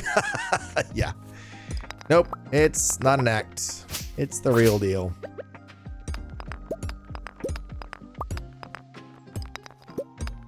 All right. Let's go see Clint. Oh, hey. Foraging. Let's go see if these shrooms are popping up. Don't mushrooms, like, aren't they more likely right after rain? So it rained yesterday, so it should be a higher chance of mushrooms, right? Did I make that up? Username tracks, yeah. I'm not saying the birds of a feather, but something drew me here. You could see it in my eyes, Tobiah. Well, and while the main point behind my parrot mode name was like, oh, the beach, and we're here to chill out. There was also an element of like a little bit of self-deprecation there, because I struggled to believe that if I streamed, that I would bring anything unique to the table. I remember thinking to myself, like, who do I think I am streaming? Like, it's already all been done. So there's a little bit of self-deprecating humor there of like, I'm just parroting other streams. Like, I'm just, but you know, in reality, over time, I feel like I have brought my own flavor genuinely, and I believe in what I'm doing. But that's always been kind of underlying a little bit. Clint is what I said. Played this game once. In about a week, I had put 40 hours, but then I really overplayed and never got back into it. Yeah, no, I know what you mean, Minnie. It's not gonna catch everybody. I certainly am not into it as much as some folks, like Tobiah and Cuckoo Cat Lady Cough Cough, but I do love it, and it's more of the feel. I'm not here to like min max and get everything and get the biggest farm and all the secrets, and I just like the vibe of it, and it's fun to stream. It's fun to hang out with people and play. So I know what you mean. Remember, I got stuck while trying to build a better sprinkler, and I need a lot of bat wings and batteries. I couldn't get in my hands at all. Yeah. Oh, okay. Yeah. The battery thing is tricky because the storms only come around. Well, not only, but they mostly come in summer. So if you like build a battery in the fall, or sorry, if you build an antenna or a lightning rod in the fall, it'll feel like you built the rod and then the lightning never came. So yeah, there's tricky things like that. But, you know, it's just about like looking it up in a wiki or jumping on a Reddit somewhere, asking questions, or having someone like Tobiah in your stream to constantly point you in the right direction when you constantly do the wrong thing all the time. Not sure if I did something wrong. Probably not many. It's just sometimes there's things in the game that are intentionally a little more obtuse or hidden, and you kind of have to just figure them out as you go. The game tries not to hold your hand too much with stuff like that. So it's probably something along those lines. I don't think you were doing anything wrong. I remember last time I streamed this game that I got the lightning rods and I was just too late, and I had to wait for like a whole couple of seasons before they started working. But the sprinkler thing changes the game. When you finally upgrade to that second level of sprinkler, to me, that's when the game becomes actually like playable and fun. Because at first, oh sweet, I got a reward. At first, manually watering everything is such a pain in the butt. And then you get that better sprinkler and it just makes life easier. And then you can focus your energy, your literal energy meter, on other stuff. So, but yeah, not for everybody. My interest in this game vacillates, or not. Well, it doesn't vacillate, but it goes up and down.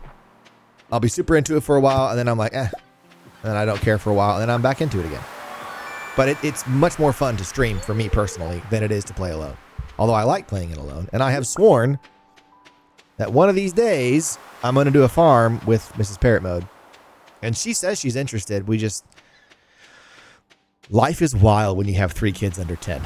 So the amount of time that we have to sit down and like focus on something like that together is limited. We end up playing Mario Kart or doing a puzzle or just sitting on the patio or something else. Something that takes less brain power. Let's make some fast money and get a fishing rod. Can we do it? Hold on. Can we do it? Yes! We need 1800. We got 1801, and I am here for it. I'll take it. We're getting a fishing rod. Today's the day. The sun is shining. The tank is clean. I hated it at first. Put it away and played Animal Crossing for like a year. Picked it back up, and now I have like 10,000 hours. Yeah. The initial, honestly, to this day, I'm surprised I ever made it past the initial farm cleanup. Because I started the game, I started cleaning up the farm, and I was like, what the heck is this game? Where's Willie now? Oh, come on, it's Tuesday. This man takes vacations all the time, apparently. Well, no fishing rod today. Is he always gone on Tuesdays? You could craft your first wedding ring? Wait. I didn't do the first level because I thought it was really bad and I wanted to skip straight to the better one. Yes, so I did that too, Benny, and I think a lot of people did that. I saw how they worked and I was like, well, this is useless. And then, yeah, once you get the next one, that's when I start. I don't ever build level 1 sprinklers, ever. You can do it, and you kind of have to stagger them, but it's a huge pain. So yeah, I'm with you on that one. 10,000 hours is crazy. Yeah, my older brother is about there too. He's got multiple thousands of hours. I don't know how many, but he's got thousands and thousands of hours in this game. He's at the doctor. Oh, every Tuesday? Oh, okay. Well, none of my business. Well, my fishing pole dream is gonna have to wait for another day. I guess I should go plant my cauliflower seeds. Just once a year? Really? And this is the day that I had enough money to buy a fishing rod? That's the day he goes to the doctor? Let the man get some health care. Maybe he's getting a hook pulled out of his hand. Probably so. Probably so. But the odds of that are pretty crazy. Wait, have I watered? 2. Oh, I can never get it even. Drives me crazy. I did water. Good for me. Oh, I need to go back to Gunther.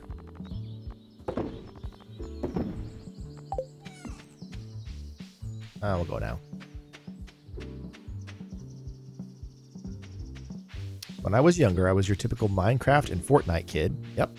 I've clocked in well over 1,000 hours there. Wow. Crazy to say. That's pretty crazy. Minecraft hit.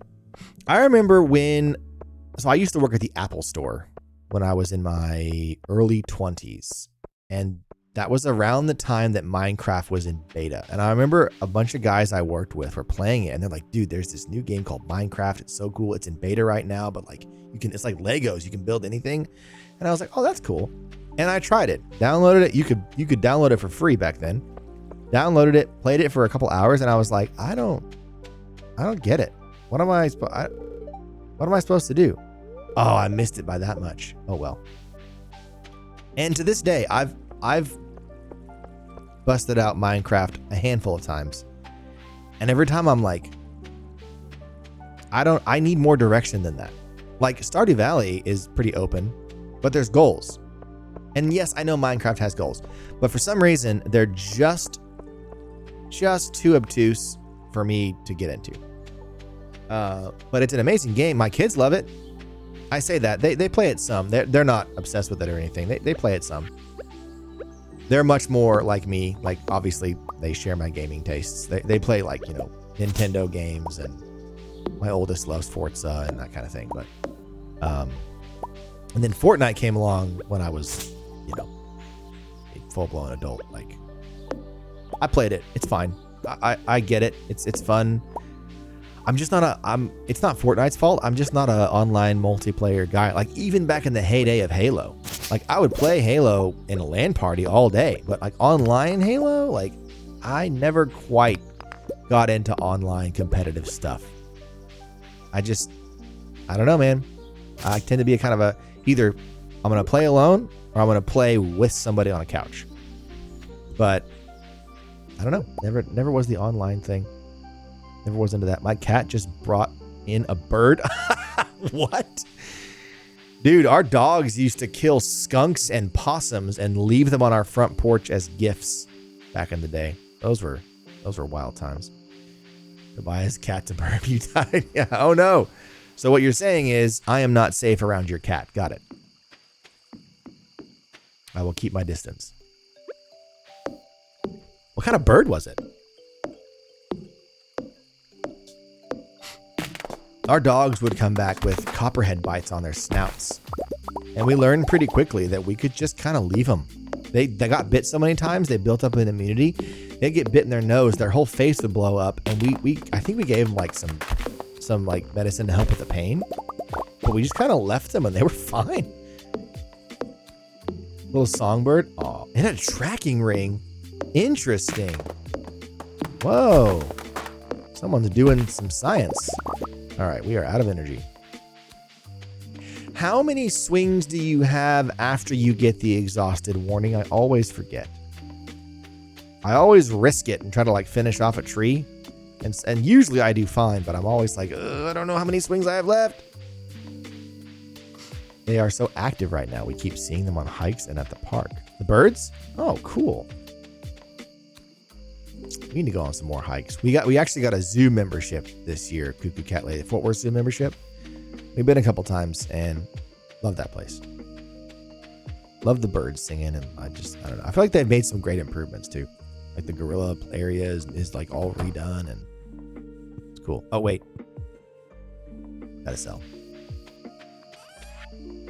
Dun, dun, dun. Let's see. Actually, I think I just have this to sell. Yeah. All right. Feels like 4 or 5 to me, but sometimes I'm also wrong.